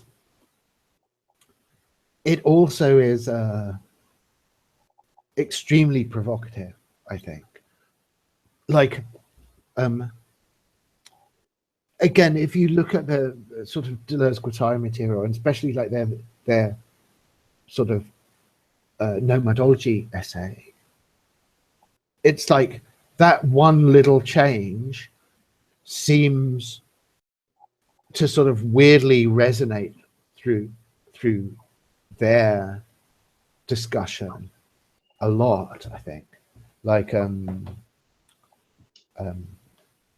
well, for instance, I'm sort of hopping around a little bit, but it's like, I know we're not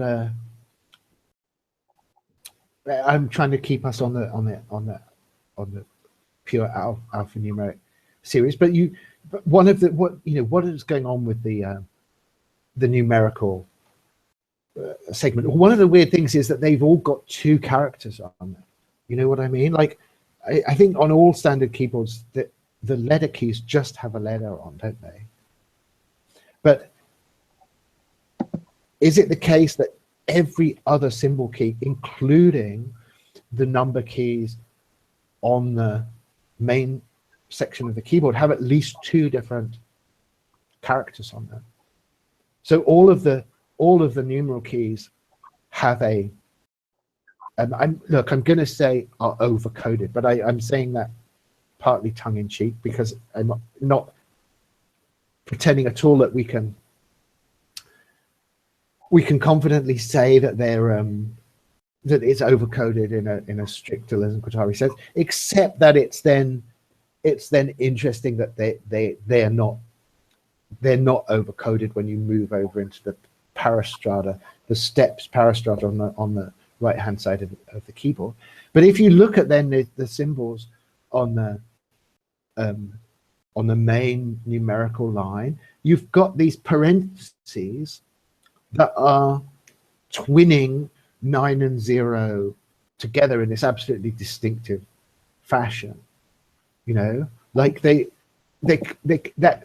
clearly there is some kind of weird symbolic emphasis being put on those two numbers that is pairing them in a way that doesn't apply to any of the other numbers. Yeah, sorry. I think I should. Cool. Actually. Yeah, sorry for dominating everybody. Somebody. No, and yeah, it's good.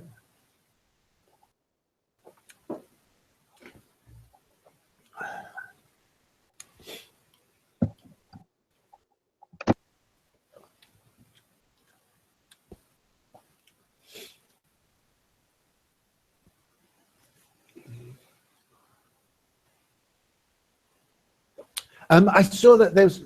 I can't pretend I followed all of the sidebar stuff because obviously,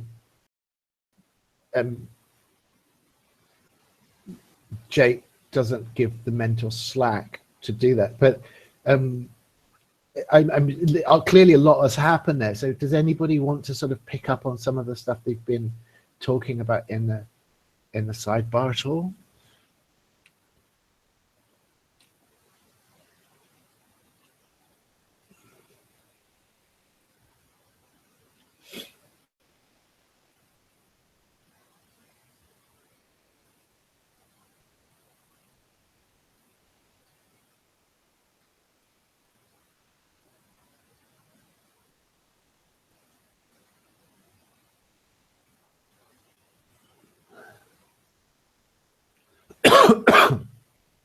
I mean, I can see a lot of things all that seem to be sort of things that we definitely have to get to. I mean, like Adam's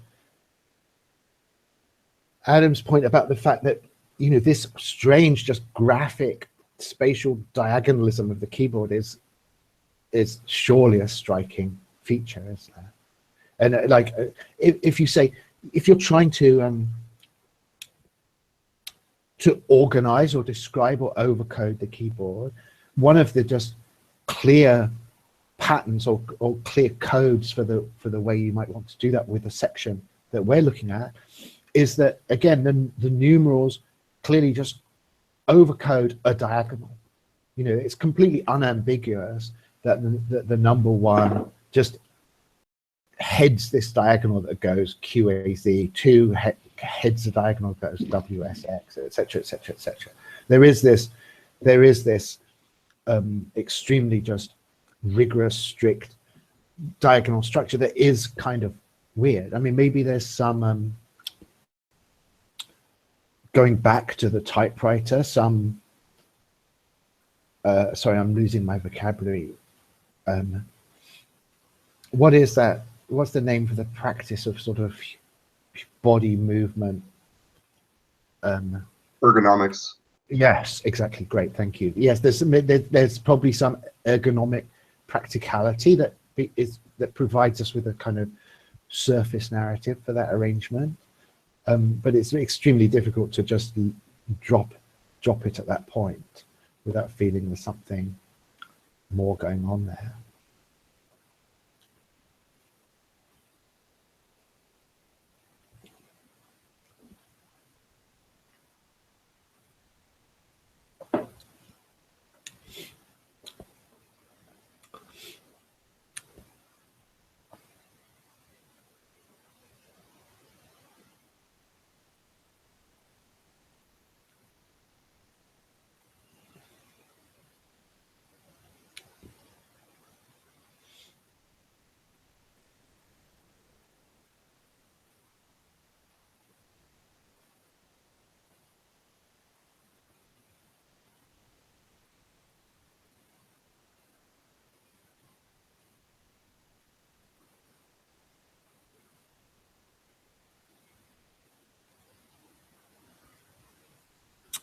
Um,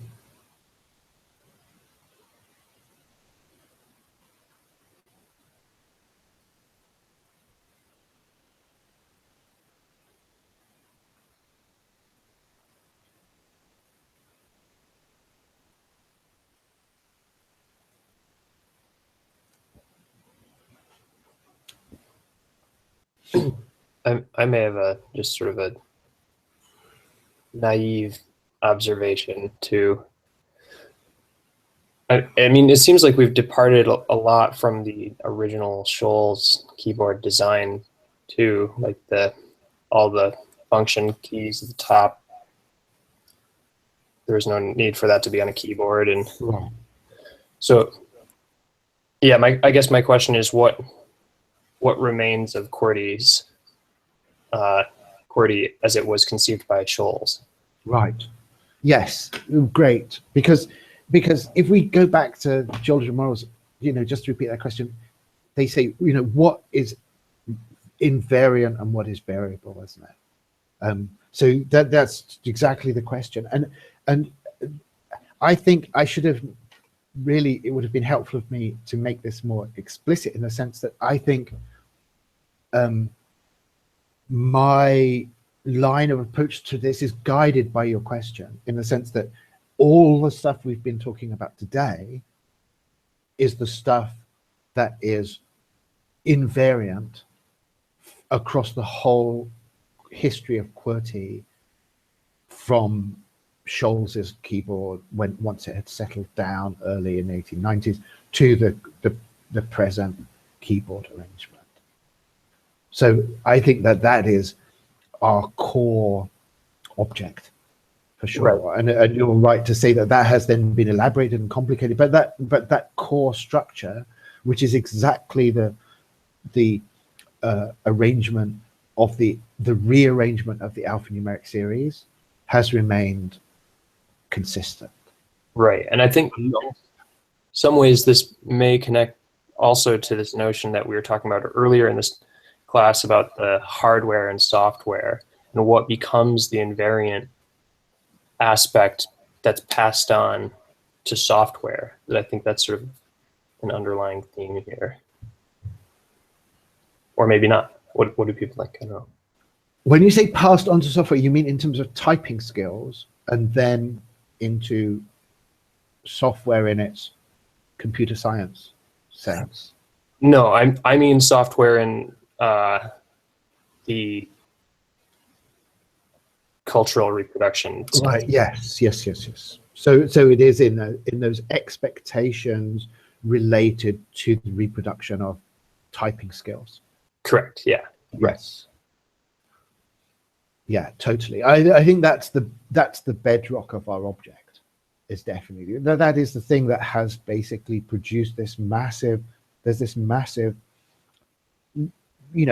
cultural, but you can say just neurological mass that has been just now passed down over the course of over a century.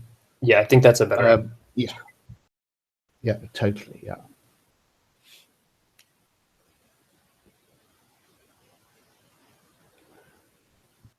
I'm looking at these diagrams of how the hand position is supposed to be too, just for giggles.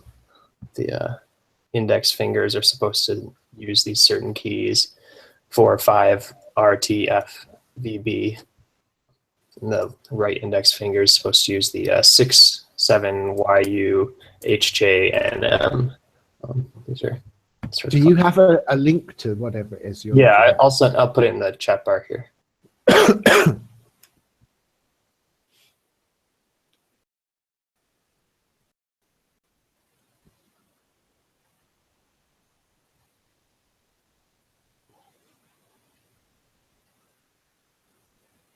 Great. Yes. No, it's not at all. This is another. I should have put this obviously alongside mathematics and cryptography as an area that one could reasonably demand as an area of expertise for this. I mean, my typing skills are so terrible that I can totally imagine a professional typist saying, "What the hell do you know about this topic?" And it would be a reasonable, objection, and it would be great to have someone like that here who could actually say what's happening at this level.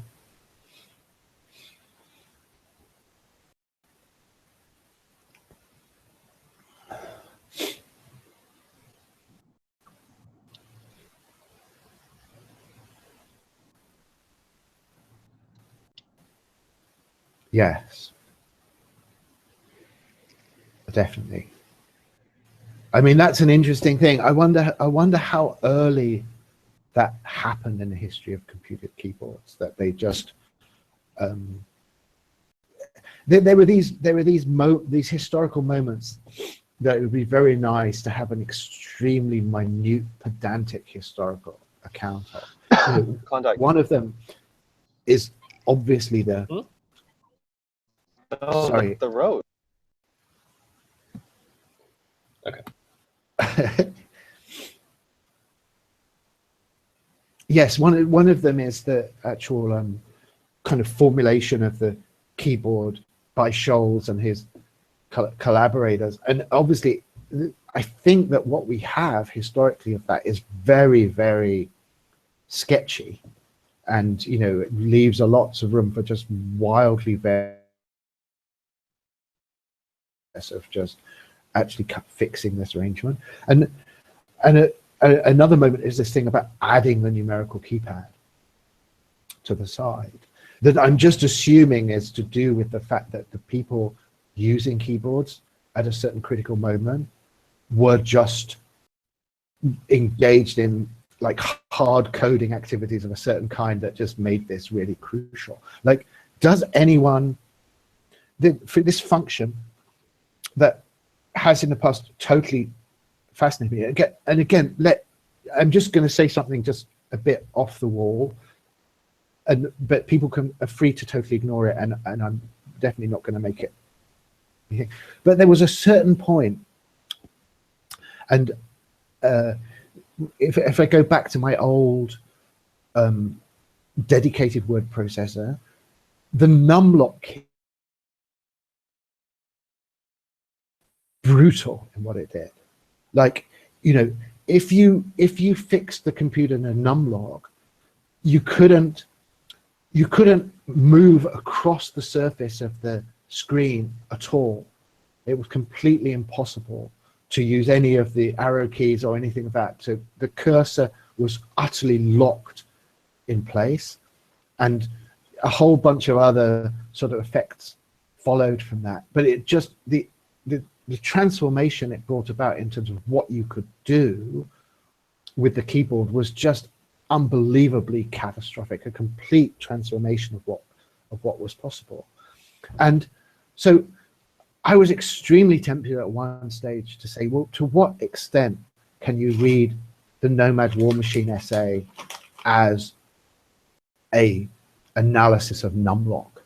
You know, if you numlock, you're just in another culture. You have everything has to be done in a different way. You have to totally relearn all these practices, things that you take for granted as stuff you can do with a keyboard, you suddenly can't do, and you have to try to find some alternative ways of doing it, or try to find totally different things that you want to do.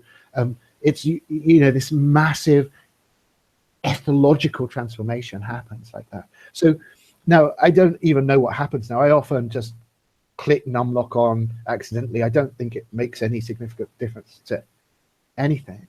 But that must be a legacy of a certain phase in the kind of usage of the keyboard, where it was very tied up with a certain kind of hard coding activity that is now, you know, still facilitated to a certain extent, but as I think has that kind of weird legacy feature to it a little bit now.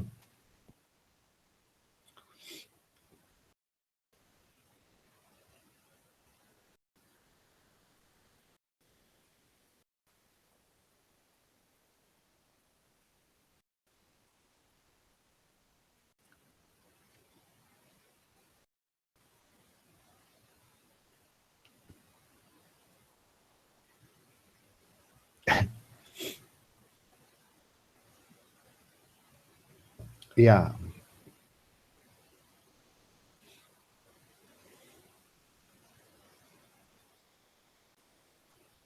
Yeah, in terms of Amy's question, I don't honestly remember what it did to all the other keys. Because the just overwhelming catastrophic effect was this thing that you couldn't use, you couldn't move around the screen in any way. Of course, it didn't even have a mouse, this device, so everything was done through arrow keys, and they just stopped moving you around. When you pressed arrow keys and numlock was on, it just produced some letter in some number instead. You just got a string of numerals in place. And I mean, it was, I'm sort of obviously now also being nutty and repetitive, but the utter shock of just thinking, how could you work like this? Like, what would you have to be trying to do, or how would you be doing things such that this new ecumenon was functional for you at all? It's kind of shattering experience, actually.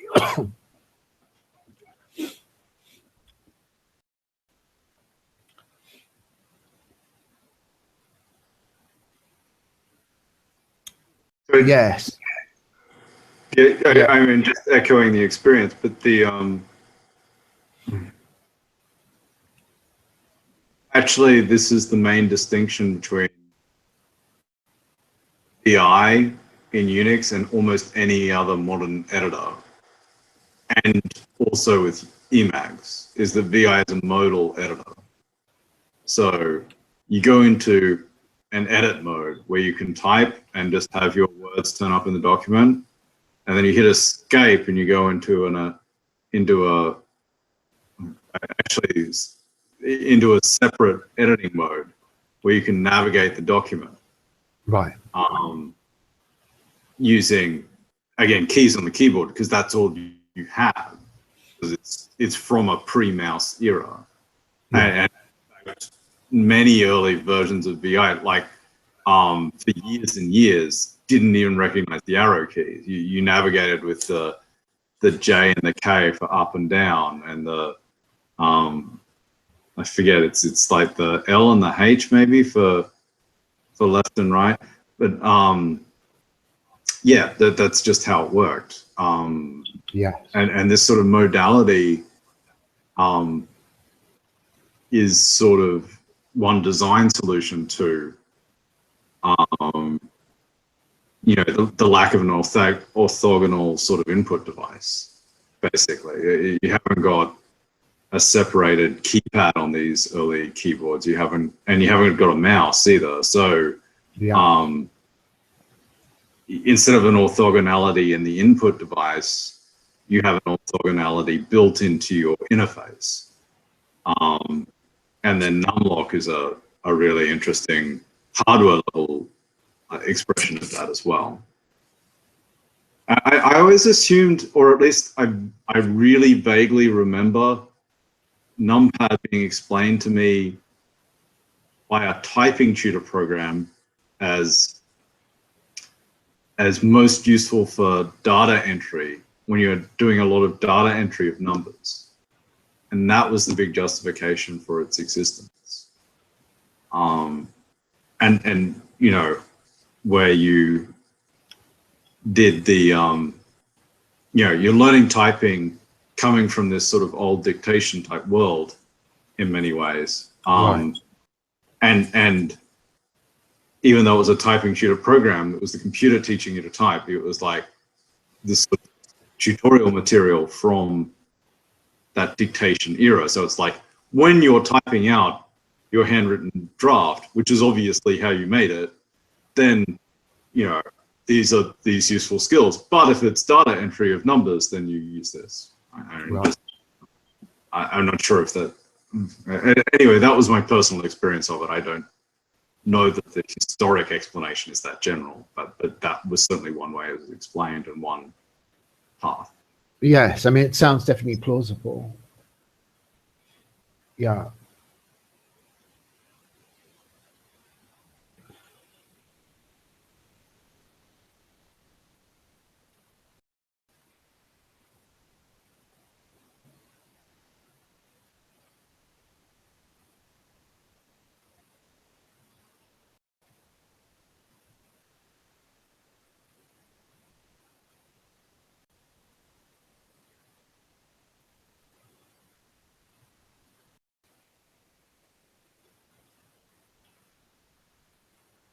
I mean, look, insofar as people aren't saying, I'm just going to randomly respond to a few of these questions. And like Amy's question, do you think it's possible to read the entirety of 1,000 plateaus through the keyboard?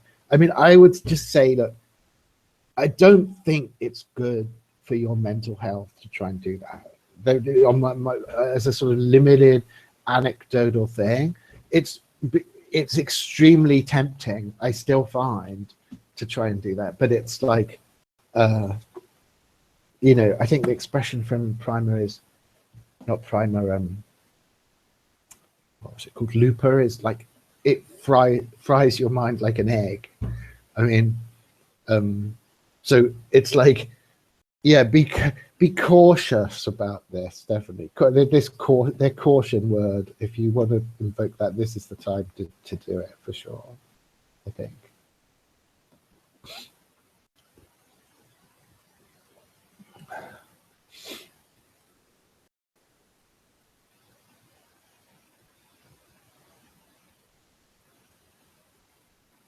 It's difficult to, sorry, Amy's still on this, but it's difficult because I say I had this machine that was an Amstrad PCW8256 dedicated word processor, and it had its own extremely specific structures to it at the semiotic level and at every kind of level. Its memory was external floppy disks, which had a total memory capacity of 173 kilobytes.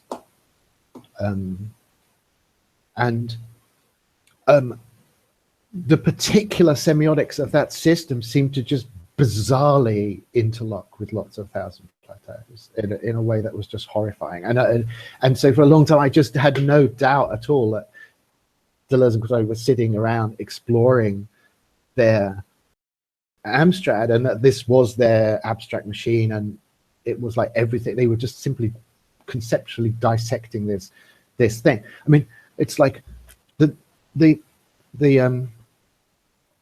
software for this machine was actually called LocoScript. You know, it was like this totally just rich dialogue going on between these two things.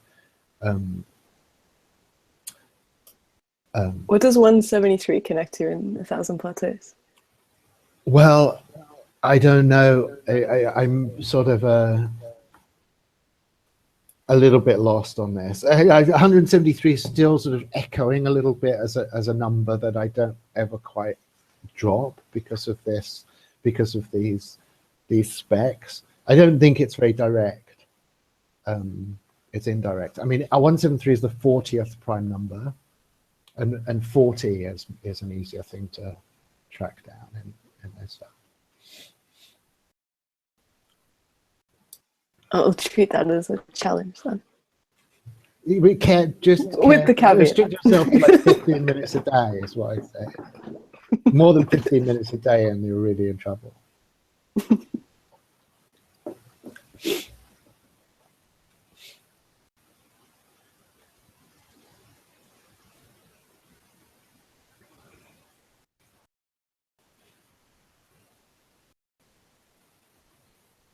But I mean, Loco is just fantastic, though, isn't it? I mean, in terms of all its association. I mean, obviously the whole schizo side of it, but it's just this whole thing also to do with it was because it's short for locomotive software, so it has that whole dynamic element to it at all, and that you know, takes us back partly to this numlock situation. I mean, because these questions of mobility, you know, it's like you think oh, they keep talking about movements and speeds and all of this kind of thing. How the hell, what does that relate to? And then suddenly you're frozen. You know, you're totally frozen. You cannot move around the screen. And it's suddenly you see it as a problem. You know, there's, again, this is a big word for them, obviously, this thing about a problem. You're put in a situation where you have to think, how does this work? What, you know, I cannot move. I am in an immobile voyage and intensity here. And, you know, how do I actually do it?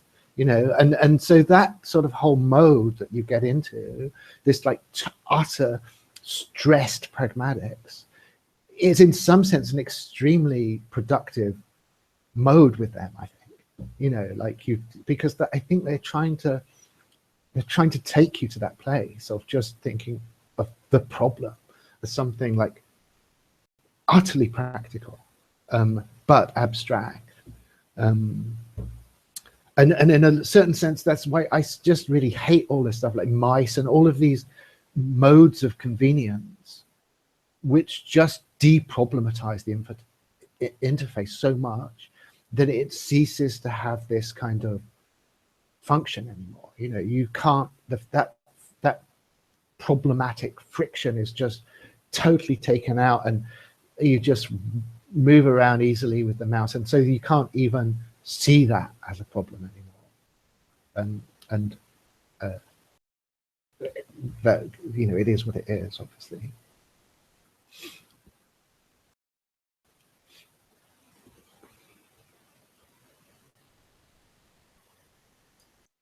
There's a kind of visuality to using the mouse too, which is something that you can do without if you're just using keys. I think it kind of it reconnects the eye to the screen. Sorry, what it reconnects it? The mouse reconnects the eye to the screen. Yeah, I mean, you can do a lot on a keyboard without having to look. Like, I mean, just with typing, you can type. If you can type properly on a QWERTY keyboard, right, you can type without having to look at what you're writing. Okay. And that's one of the things behind speed as well. But there's a kind of like recoordination of like the hand-eye, which happens, I think, with the mouse, that you don't necessarily have with the keyboard. It's more of a kind of pure tactility. Yes. But yeah. Yes. I mean, we're in this is taking it, you know, completely somewhere else that's not very interesting actually in comparison to what we were talking about, but just the kind of investigation of different interface styles that's kind of happening at the moment and pushing at the edge of what's already locked in. But different kind of like three-dimensional interfaces, like stuff that Autodesk is doing, and like spoken interfaces are becoming more and more ubiquitous because people keep getting run over by cars, right, while they're looking at their phone. Yeah. And even stuff in like in William Gibson's The Proof, where they use like the inside of their mouth to input commands into the kind of system. But yeah, yeah, I mean, actually, this isn't. Oh, sorry, Amy. Yeah. No. You go. Well, I was just going to say, I think that this like takes us back to a lot of this kind of sort of unresolved question about how you think stratification in terms of this, of this whole problematic, doesn't it? Because the more the interface is done for you, the more the more, in a certain sense, you're deeply subsumed into this stratic system, where your activities is completely disconnected from the actual construction of the interface. And I mean, I guess it's like the thing that there's positive and negative aspects to that. But the intensity of stratification increases the more the functionality of the interface is pre-given with the technology, I think.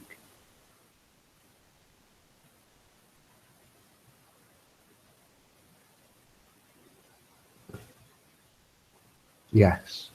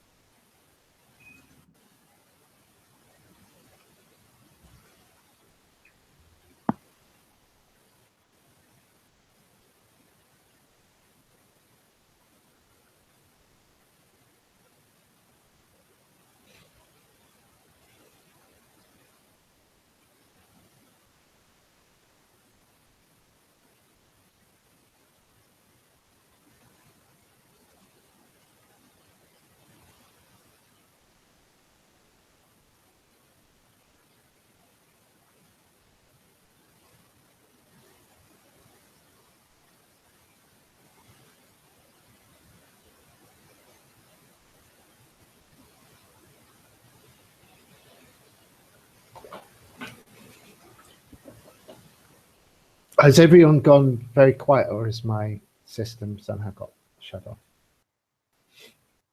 I think just general silence, maybe. Okay, yeah. That's. I'm just trying to think, what is it about the mouse?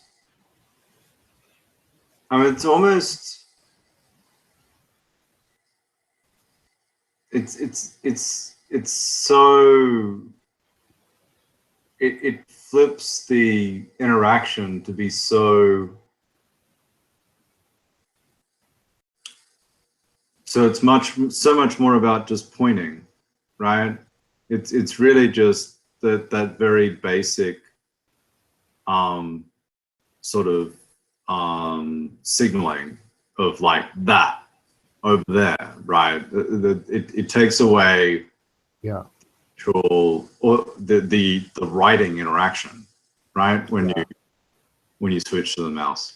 I mean, obviously, you can only point at something it's given to you to point to, isn't it? I want that, right? Yeah, yeah. From among many choices, which is why it's a powerful device, right? But, you know, depending on the resolution of the screen, effectively.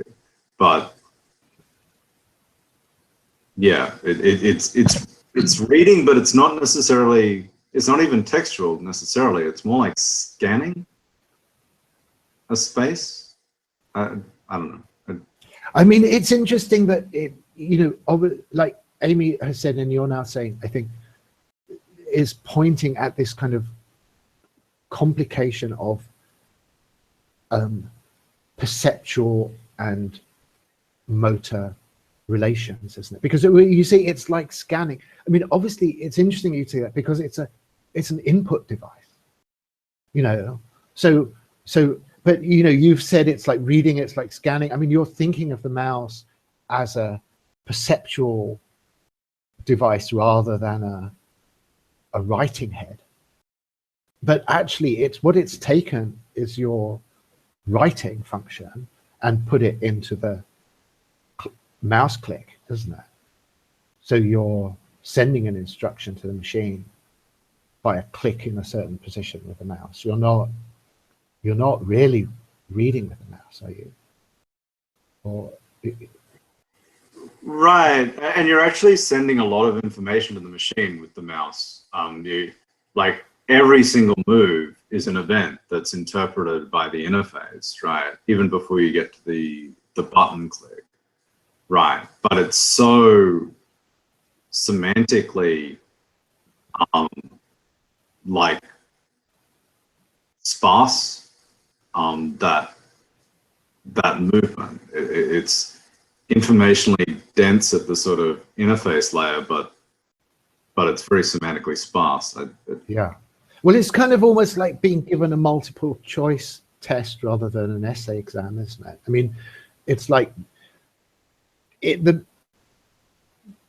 interface has decided for you what are your available options that you then select from a menu, rather than pretending that it's like a writing machine modeled on a typewriter where it's just facilitating your particular stream of semiotic content. Yeah, it's much more of a broadcast type mode, right? You're navigating more like something more like a broadcast media, rather than sort of more like an authorship relationship. Yeah. I mean, yeah, it is interesting, and for me, it's partly interesting just to get like narcissistically sort of imploded again. But it just never occurred to me up to just now in this course that the mouse would be anything we'd even talk about. Like, I'm deeply, like, I've got this just such a deep phobia about the goddamn thing that I just don't even acknowledge its existence, you know. And it's like really this moment, oh my God, there's this horrible thing here, you know, down by the side of my keyboard that I'd been blocking out, and now we're talking about. So yeah, it's interesting. And obviously, like, this is another key, you know, like if people said, well, why, look, the mouse and the keyboard, why is this all about the keyboard and not the mouse? They're kind of parallel, aren't they? And I guess the mouse is a kind of parastratum to the keyboard, and it's one that had been pushed totally into oblivion until people raised it just now.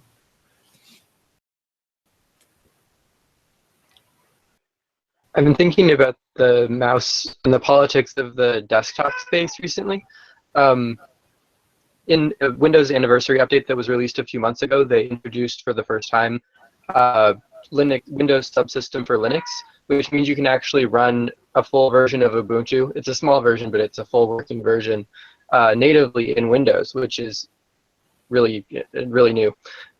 So I installed an X-Windows manager for Linux for Windows.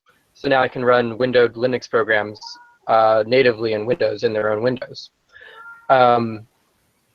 Desktop, like an Ubuntu desktop in a window in Windows, I could gradually decompose the Windows desktop into a Linux operating environment and eventually remove that frame of Windows, and then I would be in Linux. Right. So then where's that black space that's outside of the Windows, kind of, is the feeling I get thinking about that.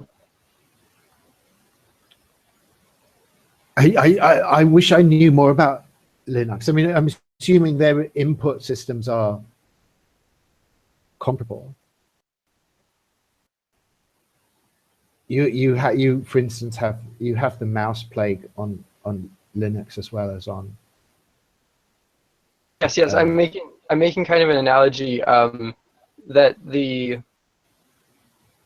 way that as I'm like moving from Windows to Linux and I'm like decomposing, going from this, like my Windows desktop, which contains Windows, then some of those windows become Linux windows, and then those Linux windows could eventually become, so you dissolve the frame. Sorry? You dissolve the frame. It would slowly be you'd introduce exactly Linux into and then into that Microsoft matrix that would then be eroded. Whereas the premise of the mouse, whereas the premise of the mouse is that you just have one screen surface, so everything has to be on that, within that finite space. But then what is deciding what's that being mapped to becomes political. And do you want to say anything about your sense of what you mean by political in that context? Oh, well, as I've been doing this Windows to Linux transition, I've been realizing that what an operating system is primarily a platform lock-in. So Windows adding this Linux subsystem, it's a huge step for them, because it means that Microsoft is going to be moving out of the operating system environment. They're going to stop trying to lock people in as much. Right. Yeah. Yes. So they stop being a pseudo-transcendental structure on your. Yeah, exactly. Computing. So operating system is code for enforced, monopoly lock-in, whereas Linux is code for mobile kind of nomadic operating system that resides on the hard drive. Yeah. Although Linux is itself also has an environment as transcendent a little bit, certainly.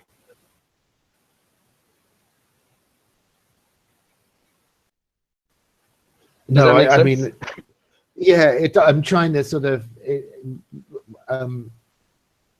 engage it back, but maybe we've already just kind of wandered too far off the keyboard. Yeah, well, taking a step back, going back to the mouse, the political issue there is who decides what gets on the screen, and who decides what my cursor is hovering over right now, what that maps back to in the code and the execution. And so then going back from the mouse to the keyboard, maybe the keyboard doesn't have that issue because there is no space. The keyboard input goes directly to whatever program has focus. So that stack is political, whereas the mouse allows you to go from maybe across stacks, actually, different windows. I'll leave it there. No, it is interesting, the psychological space it puts you in, definitely. Like, I think everyone is saying that the mouse, the mouse puts you in a mode of sensory receptivity much more strongly than the keyboard, in the sense that you're just on the screen, you're operating on the screen with the mouse, aren't you, in a way that doesn't seem the same. I mean, if you're, I don't know, I probably spend too much time just typing text, so it would probably be very different if people were programming or doing something more sort of untraditional with a keyboard than I'm used to. So maybe I shouldn't push down like this. But it seems to me like the screen in this sense is just like a simulation of a piece of paper, and it's just telling you what you've done, which is very different to the space of the mouse, which is telling you what you can do next, isn't it? This is what, like, sort of this language of like Adam's navigation, and it's providing instructions to you much more clearly than the writing screen of the keyboard is.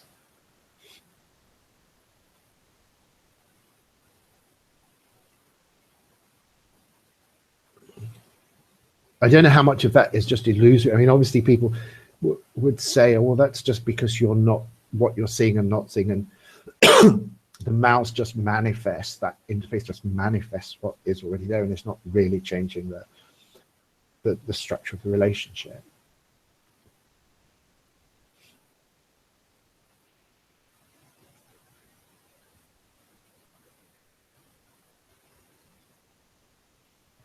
Oh.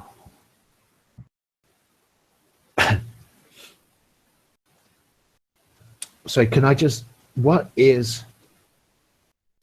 think I'd need to follow this link that Rowan has sent to be able to know what that question is asking, unless we can get a clarification. Do you want to explain your question there, Rowan?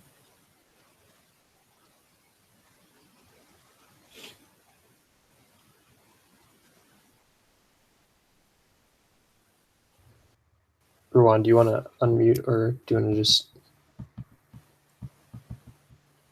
in the sidebar is fine too, I guess, and I can read it maybe. I mean, unless anyone can explain what an Avid edit cover is. I don't know. When I'm worried that if I load a big JPEG, it might kind of overstress the system here, so I was going to do that later.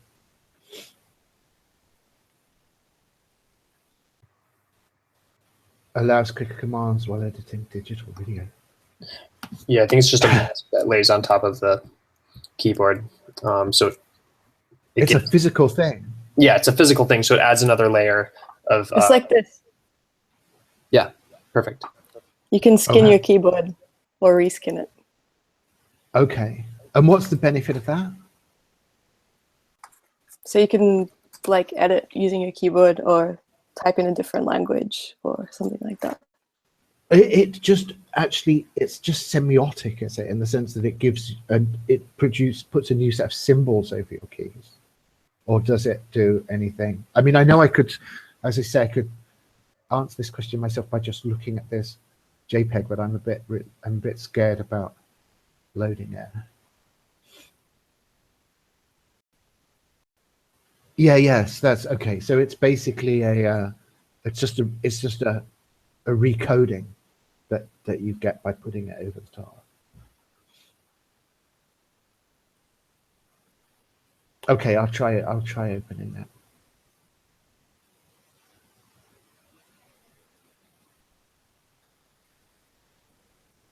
Haha. Okay. And there's potentially some new skin that would go with any program that you were using.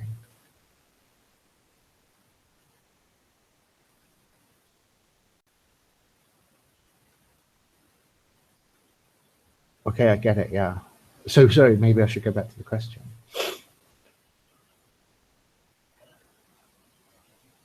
Yes, I don't know.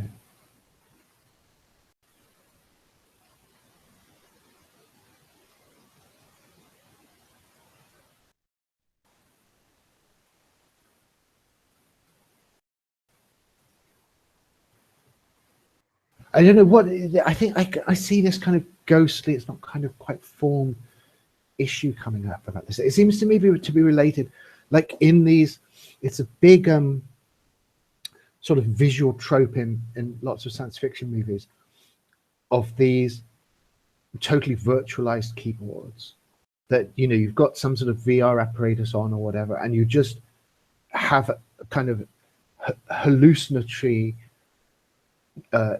interface kind of displayed to you in front of you, and you just, you know, operate on that with your fingers or whatever.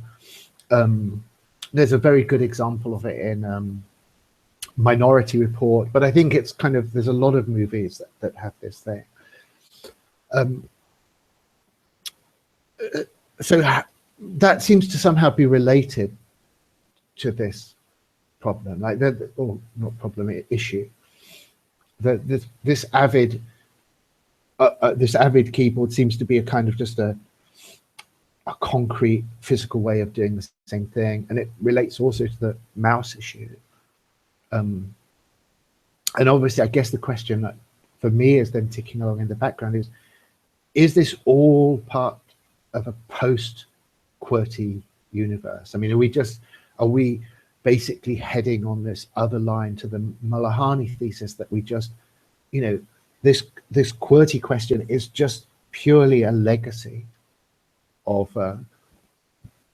something that's come out of the typewriter and is being culturally discarded.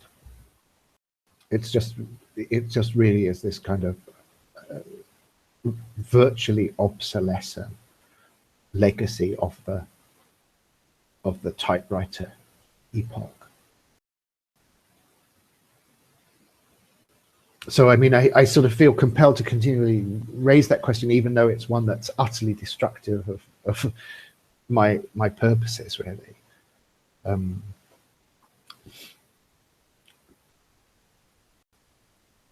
then I think then it's just like, if it was like that, then this immense, you know, I promise before we go to Colorado.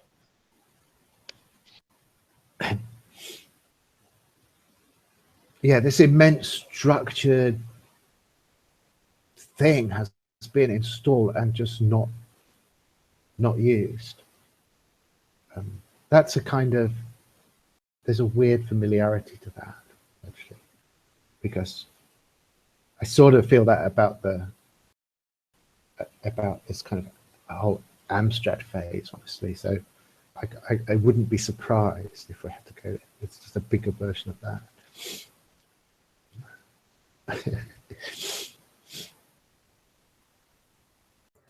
So I just want to give a heads up too. It's 101. Yeah. The other thing that we should touch on today for sure is the additional class, and I think maybe just throwing this out there, maybe sometime during next week, if we did a class during the weekday, that might be the best option. But it's up to. Okay, if we could get that, if everyone, yeah, we have to say coordinate quickly then on that one, don't we? Yeah, yeah. Okay. So if everyone would go back into the class, make sure to go back into the classroom and just take a look over it. I think maybe I'll just suggest a couple days and we'll limit it down that way. I think I can work with anything if we're talking about this time. Okay, in the mornings? Yeah. So okay. if you know, that would be, I'm flexible then, I think, on that. Okay, great. So I'll post stuff in the classroom and just keep an eye out, everyone. Yeah.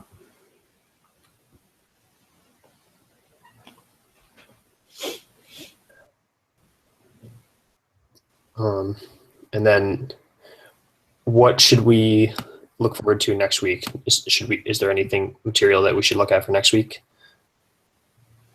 Yes, I was just thinking about this question.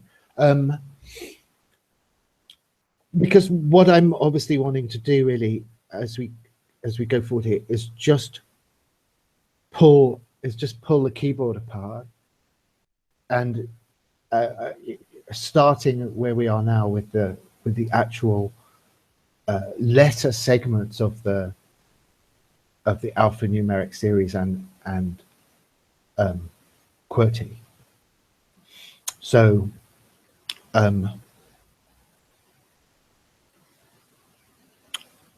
in terms, I think the trouble with adding much in the way of reading material is just, honestly, I think we're kind of in uncut, untracked wilderness now. I mean, if anyone knows of anything that's been done on this, then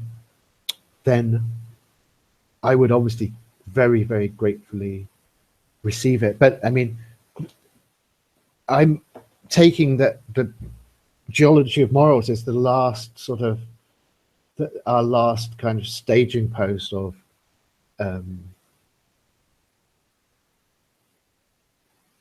investigative work in this regard, and we're kind of on our own now. So what I would sort of say, I'll definitely think about it as quickly as possible, whether there's anything I can add.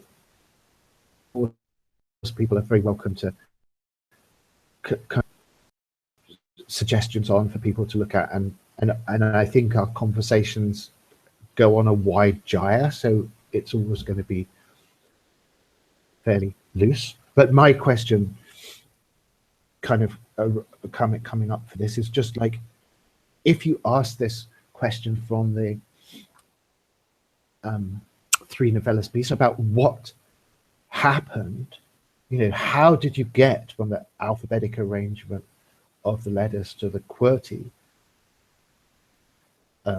distribution of the letters? How do you begin to start approaching that question in some kind of convincing, relatively rigorous fashion? So my recommendation is, whatever else, people just play around with these sequences. Yeah, I was gonna say, before we go, could you just like describe or sort of walk through the procedure for chunking up the keyboard through counting one more time, or numerically coding them? Yes, let me just give you this procedure, which I like just because it's so. We'll have many others, but this is one that's just so straightforward, and I think sort of doesn't seem sort of wild or speculative or anything like that. So use the numerical segment as a model, as I say, and you've just put them side by side, you know, in whatever dimension is convenient. I.e., you just type out the digits, you know, 0 to 9, and then beneath it 1 to 9 and 0. So you've got your 10 things, hopefully neatly stacked like that in a set of biunivocal relationships, marked by kind of vertical segments, and then you just read off from the top row, the alphanumeric row, to the bottom row. As they say, they're all their content expression relations. They're all reversible, so you could turn it upside down if you want. I don't think it's helpful, but you get the same result, is the point, whichever you do. So put the alphanumeric one on the top, QWERTY one on the bottom, and then you just so read off. So the first alphanumeric, we're just on the decimal section. The first decimal numeral is 0. You go down. What's the equivalent QWERTY figure? 1. Then so you then reiterate. Okay, so now we've got 1. What's the you know, if you go to 1 on the alphanumeric decimal section and go down, you've got 2. You just go it's extremely straightforward and mechanical this time, because you just end up going 0, 1, 2, 3, 4, 5, 6, 7, 8, 9, 0, and round. That's your circuit. And you can't, as I say, you can't even see what you've done because it's just looks so obvious and neat. But actually, depending on arrangement, all kind of other things could happen. Now, do the same thing by doing the alphabet in order and doing QWERT and doing, starting with Q to M underneath that. So, A goes to Q. What does Q go to? You have to look on your system. Q is obviously the 16th alphabetical level, so that's going to go to H. And so you go Q to H to whatever. Also, A to Q. Sorry, I'm not sure. I'm worried that I'm confusing myself here. Let me just cheat by giving you sort of one little thing from this. Is that the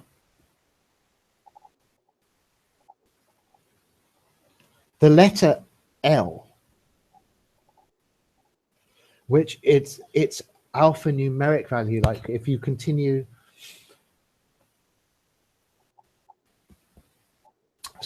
sorry about this, but I won't go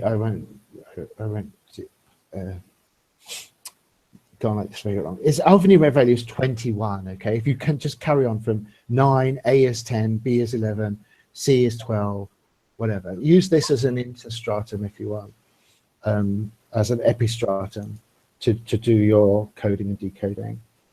So the 21st alphanumeric character is L. So the 21st QWERTY character is S. S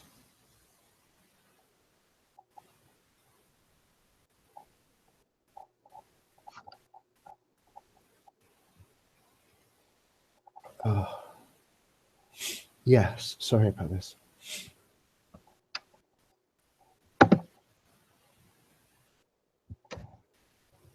S is the 28th.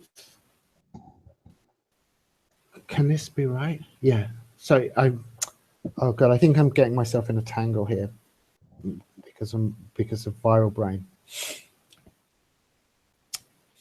I'm worried about that. I'm going to tell you something wrong here.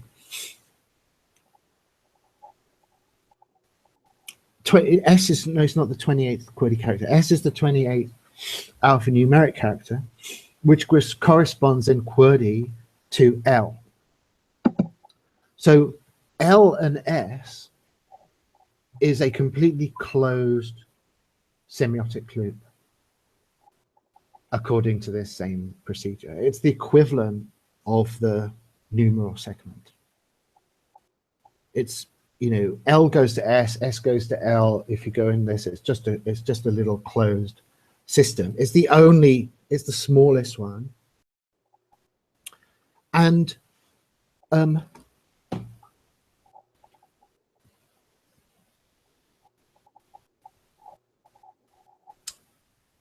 this gives you your second part of this thing. If you've got the whole alphanumeric and QWERTY systems, and how many bits does this break in? Well, we can see that we now got 2 bits.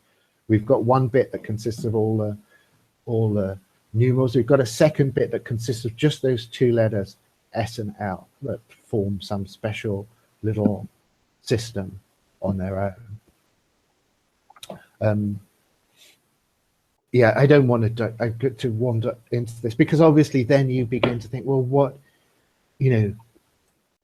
as little codes, or in sort of Kabbalistic sense, notaricon, where you're describing or diagramming something with letters. Yeah, the new sentence is totally right. hang on, no, isn't 21A in QWERTY? Yeah, I think I fell that bit up. So forget about it. Yeah, I abandoned what I was trying to tell you about about doing it with A. Yeah, no, I figured it out as we went on. I was just confused momentarily. Yeah. Stick in the classroom. Yeah, I will do that.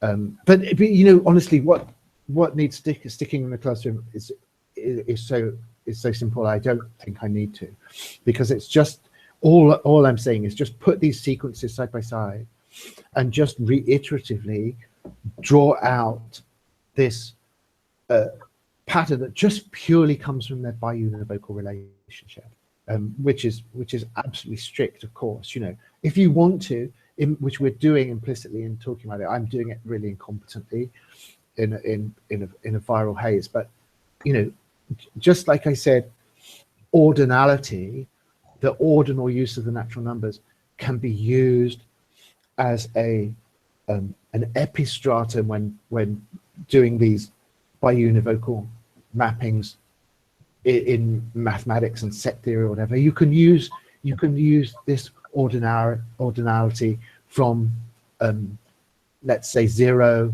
to 35 as your epistratum that is knitting together these two series. And once you've got that,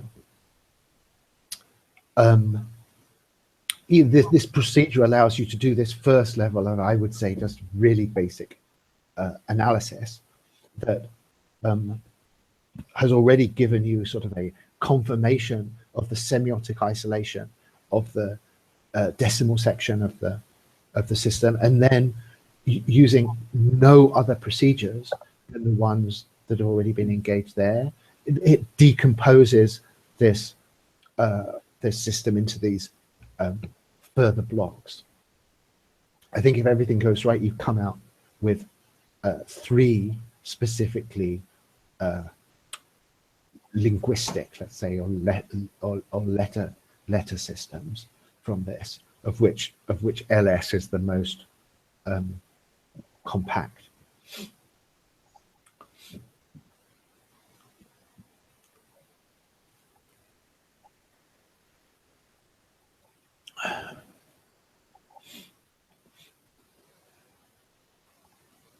Don't trust anything that I've said. Just trust the method, because you know, Wan Yong's also complaining about being virusy. I'm sure I've just hazed it up in terms of the actual values of various things. But what I've said that's reliable is just the method, and LS for sure is through in the alphanumeric series, the 21st and 28th letters. Yeah, no. So 21 isn't A in QWERTY. In QWERTY, it can't be. In QWERTY, 10 is 0, 20 is P. Oh my God, it looks like it is. I'm just trying to get my brain around that. How's that possible? Oh no, where we've gone wrong is this. You start with the zeroth. 0 is 1 in QWERTY. And therefore 0 is 9. Q is 10. A is 20, and M is 35. 0 to so we know it goes from 0 to 35. We've got, because the alphanumeric series starts with the letter 0. If you don't include that, if you don't have a zeroth term, they're not going to match up, because you've obviously got your zeroth term in the alphanumeric system.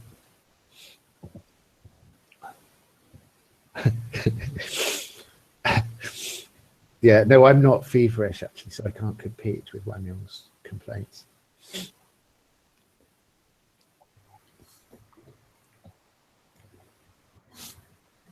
Okay, guys, are we done?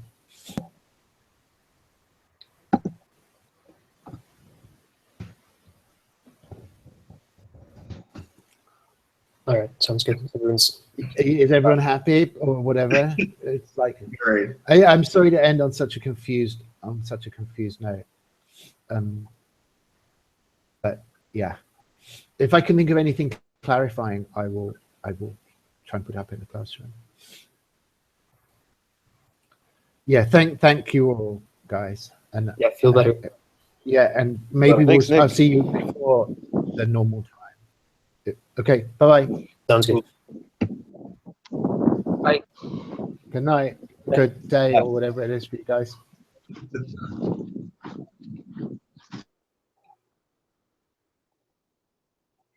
Dude, we've been trying to like identify the diagonal thing for like 3 classes now. Like we started at Anthropol with like me and Nick just sort of like staring at each other across the street and sort of like saying strings of words about Cantor and trying to figure out what the fuck we were talking about. Okay, I'm ending broadcast now. Oh right, yeah. The perfect endpoint right there.